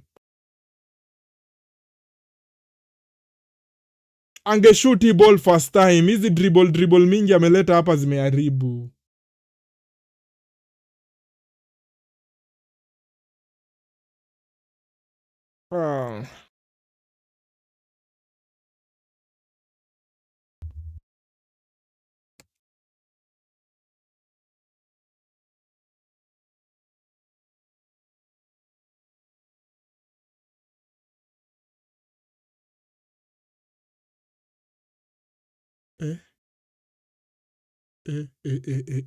Juan Garcia amekaa chini.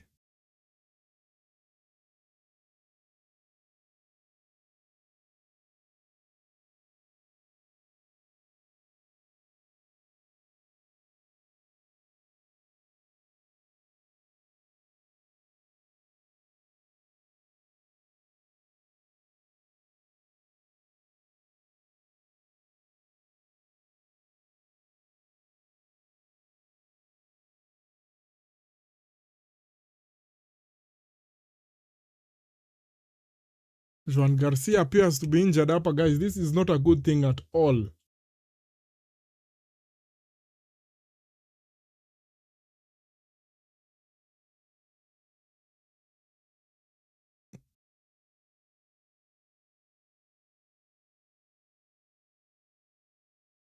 He is one of the few players wenye wezi taka kuwa injured for this team ni Joan Garcia.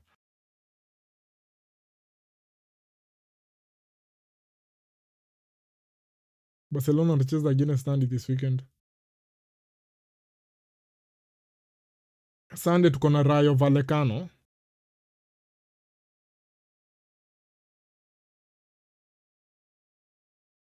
Rayo Vallecano on Sunday. Hiyo ni how many days? Thursday, Friday, Saturday. Osula anaingia for Newcastle.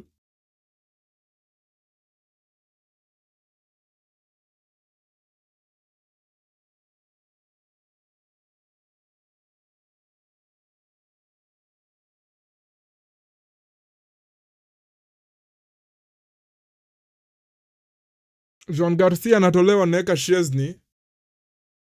Joan feeling something on his left calf. Hopefully it's not an injury. Oh my goodness.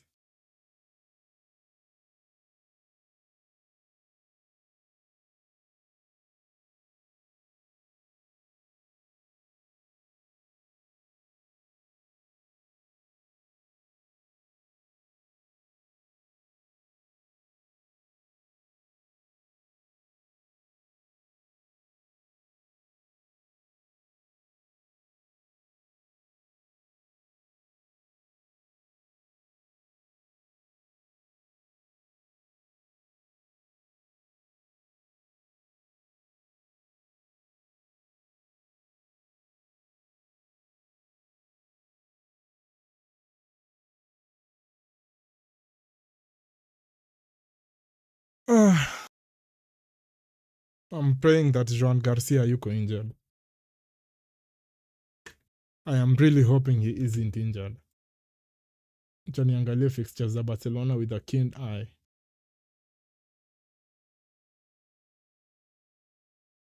Fixtures. Vallecano on Sunday. Next week but one on Saturday tuko na Atletico.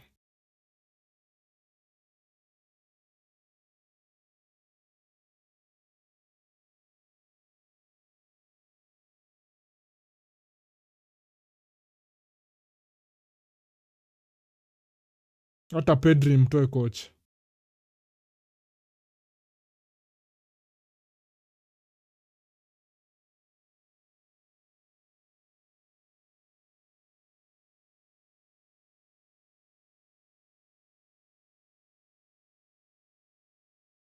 Taken down by a spot.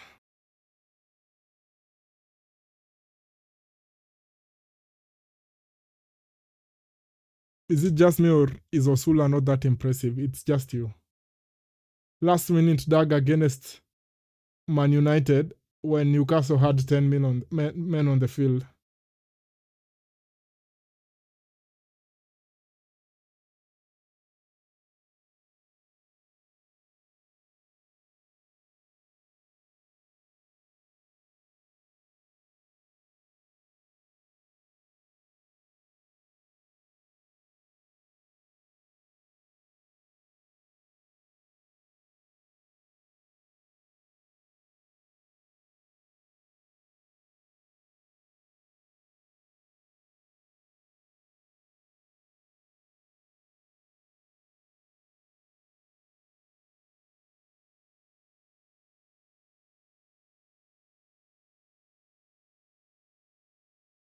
Pedri.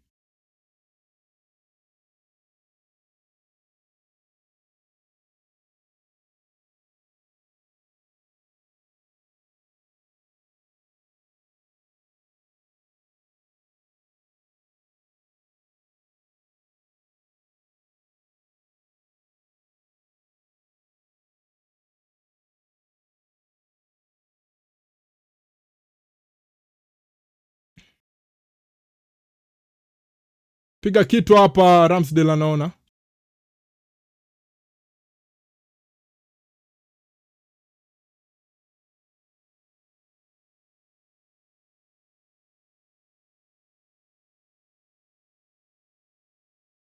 Staki anything else. Staki injury, staki goal from any side. Just cross the line.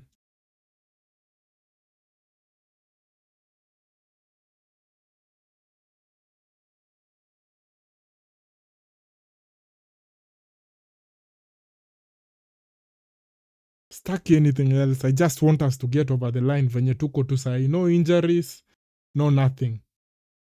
Hata msifungi hata any other goal.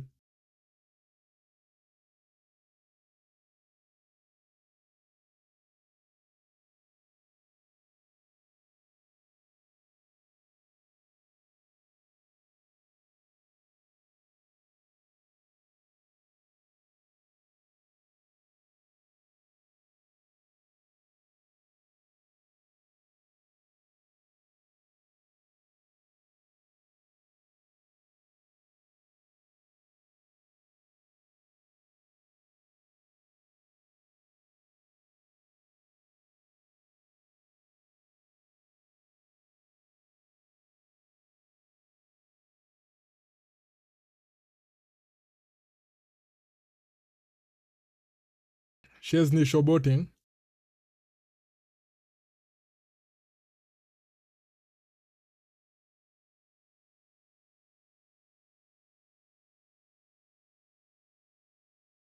Osula. Mkumbuke I don't want anything. Nataka tu 7-2 bila injuries.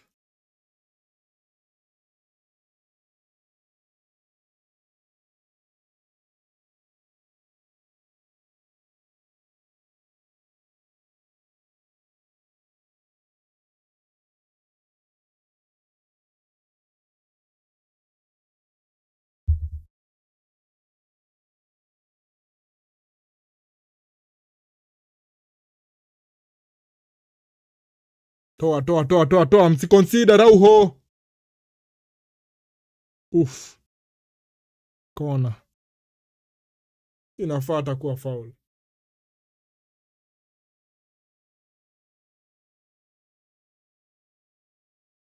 But sidhani, si amegongwa na ball.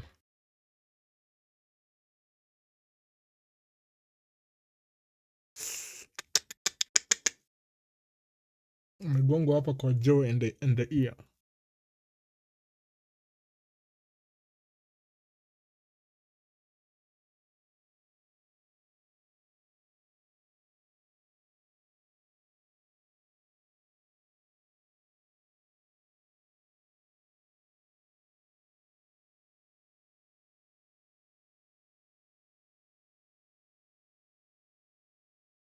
Toa.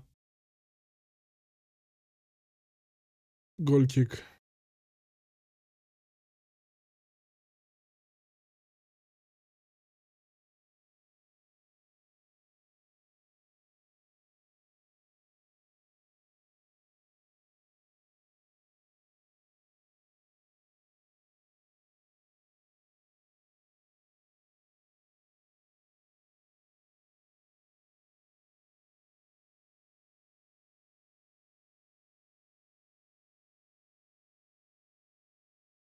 Danger.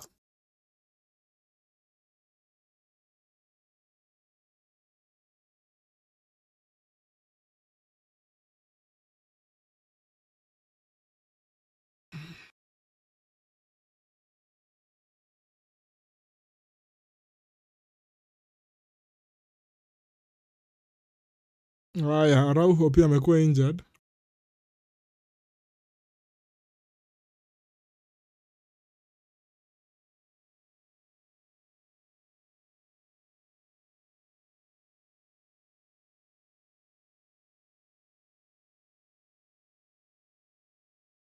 Kumbuka tumetumia substitutes zote. But if there's a concussion sub, hiyo way quick counted.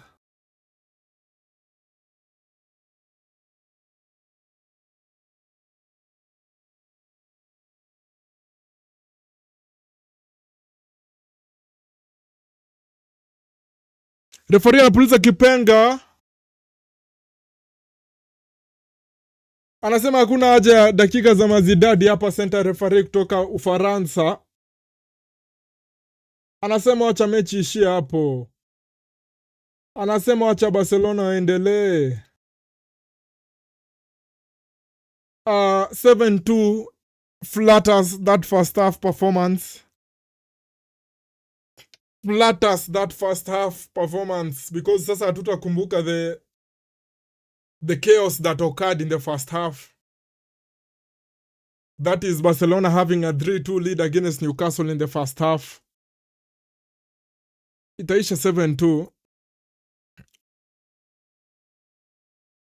Itaisha as 8-3 in the aggregate, as Newcastle are eliminated in the Champions League by FC Barcelona, the team that beat them on match day 1, FYI. Inatoka hapa Newcastle wa Uingereza. This week tumeona teams ngapi za England zikitolewa in the Champions League? 3. City jana, Chelsea jana, Newcastle leo. Wale wa Liverpool wakue rada. Wale wa Liverpool mkue rada. Arsenali pekee ndiye amequalify in the Champions League among his English compatriots. Wengine wanatolewa. Acha tuone Liverpool watafanya kazi namna gani in a few minutes. But yeah, good performance in the second half by Barcelona. Good performance by Barcelona in the second half. 4 goals. Second half imeisha 4-0 for Barcelona. 4-0 for Barcelona second half. Ni kama they heard what I was saying after the first half. After the shouting I did in the first half, they understood the assignment. Last season niliwaambia that if Barcelona are going to lift this Champions League, lazima wakuwe na very mature performances. When attacking, when defending. Lazima wakuwe very mature. Na hii inamaanisha lazima wakuwe wanajua how to control the tempo. That is what I mean. Hiyo first half ilikuwa pure chaos. Na it favored Newcastle because Newcastle scored 2 goals to the 3 goals that Barcelona scored. If Barcelona watataka game ikuwe chaos, itakuwa hawataweza kuwin. Let me just put it plainly. They won't be able to win this Champions League. Na hiyo ndio kitu walifanya last season in the semi-final. Waliacha first leg at home against Inter ikuwe pure chaos, na wakafanya pia second leg ikuwe pure chaos. And they ended up losing in the end. They need to learn how to control the game. Wako na very very young players. Hata si young, wacha nitumie jina inexperienced kwa sababu that is the best word. Nikiangalia timu yote ya Barcelona, players wangapi naweza sema wako experienced at the highest and the biggest games? Naweza sema tu Lewandowski peke yake. In terms of being there in the big night, in the big games, ni Lewandowski peke yake. Wacha niangalie lineup yenye Barcelona walianza nao. Joan Garcia hapana. Ametoka Espanyol last season. Maybe Cancelo, yes. But Cancelo pia anakuwa aspect yenye ya ana lose his head, anajisahau. So yeye pia ana experience in the big games. Gerard Martin no. Kubarsi no. Garcia siwezi sema yes with confidence. Marc Bernal no, obviously no. Pedri hapana. Fermin Lopez hapana. Rafinha, I expect him but hajafika hapo yet. Lamine Yamal hapana. There's a difference between winning the big games and being experienced in the big games. Lewandowski pekee out of the 11 players wenye walianza, yeye pekee ndio naweza angalia niseme ako na experience in the biggest stages in world football.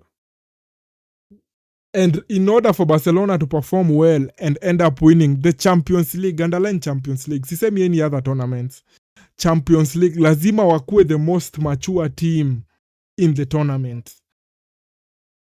They need to learn to control the tempo, how they play. Controlling the tempo inajua when to increase it, when to slow it down.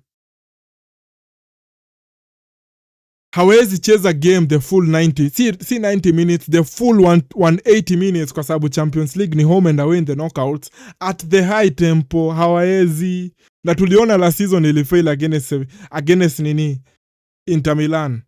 Those 180 minutes hamwezi cheza zote at the high tempo. I will even take it further and say the best formula ni kucheza 50% at the highest tempo. Hiyo 50% ingine ukuu na control. But anyway, wameend up kuwin 7-2 leo. So maybe advice yangu, kuna mtu amekaa pahali anadhani mimi ni crazy. But if that first half ingechezwa the same way in the second half, I would have been more worried. Second half wamekuja very calm, very mature. They've scored 4 goals to nil in the second half. Meaning whatever I'm saying is working. First half I scored 3, but they also conceded 2. And the reason why I keep saying Barcelona lazima wakuwe more mature ni kwa sababu hiyo highline yao haitaki players wenye wako frantic ama wako na frenzy ama wako all over the place. Mtaji expose very easily. Ano angalie ba wenye Barcelona waliconcede hiyo yenye Eric Garcia alienda kudive in. Considering the weakness yenye mko nayo in the high line, hamwezi kuwa mnacheza in a frantic way. Mko crazy all over. Lazima mko very calm. Acha tuangalie team. Angalie front line mse. Angalia front line. Angalia front line. 2 goals Lewandowski. A goal and an assist by Lamine Yamal. Fermin Lopez 1 goal 1 assist. Rafinha 2 goals 2 assists. Bernal 1 goal. I hope kuna mtu somewhere and understand what I'm saying. I hope I'm not the only one in the world that is crazy. Anyway guys, hit the like on your way out. Kesho tutarudi, perhaps we'll do one gaming stream. We'll go and drive the Volvo ama the Scania. Hopefully you guys are going to be there. Na na contemplate kama ikuwe after 10 p.m. because I'll be free from 10 p.m. going forward. So yeah, kesho tapatana gaming, but as of now, as we part ways, Barcelona wamepiga Newcastle 7-2 in the second leg. 8-3 on aggregate. I still want more control by Barcelona, especially in the away games, especially in the first half of any game in the Champions League. That being said, guys, fun as always being here with you. I know kuna watu walikuwa jana ulitoka halftime after Man City wamepewa red card, you're not a real fan. Kila mtu alikuwa anajua venye hiyo game itaisha. There's no need for us to start and to pretend that jana kulikuwa na anything exciting. Arsenal waliwin. So unakumbuka tuli switch to Arsenal 3 minutes later they scored, waka end up winning 2-0. Chelsea tulikuwa najua watakuwa watacharazwa. So like hakukuwa na anything exciting. So yeah guys, tupatane kesho for the gaming stream. That is on Thursday. Also on Friday we'll do gaming. Also on Saturday we might do gaming. Sunday we'll watch Barcelona at 4 p.m. and then we'll watch the Carabao final at 7:30 in the evening. So yeah, hopefully you guys enjoy the amount, the consistency I'm trying to build up here. And if you are, hit the like. If you're not, hit the like. Leave your comments behind. Subscribe, share to all your friends, all your enemies, all your haters, all your supporters. Yeah, I'll see you. Barcelona through to the... Acha tuangalie the knockout stages zinakaaje. So far naona imejaja.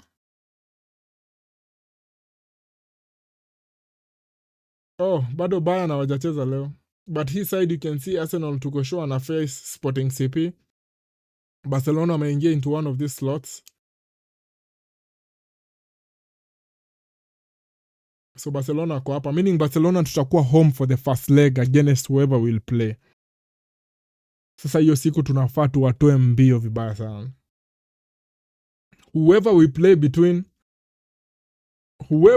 between Spurs and Tottenham, first leg lazima tuwachape kama 4-1. Lazima. In the quarterfinals, whoever we play in the first leg, at least 4-1 in the first leg. At least 4-1 in the first leg. At least.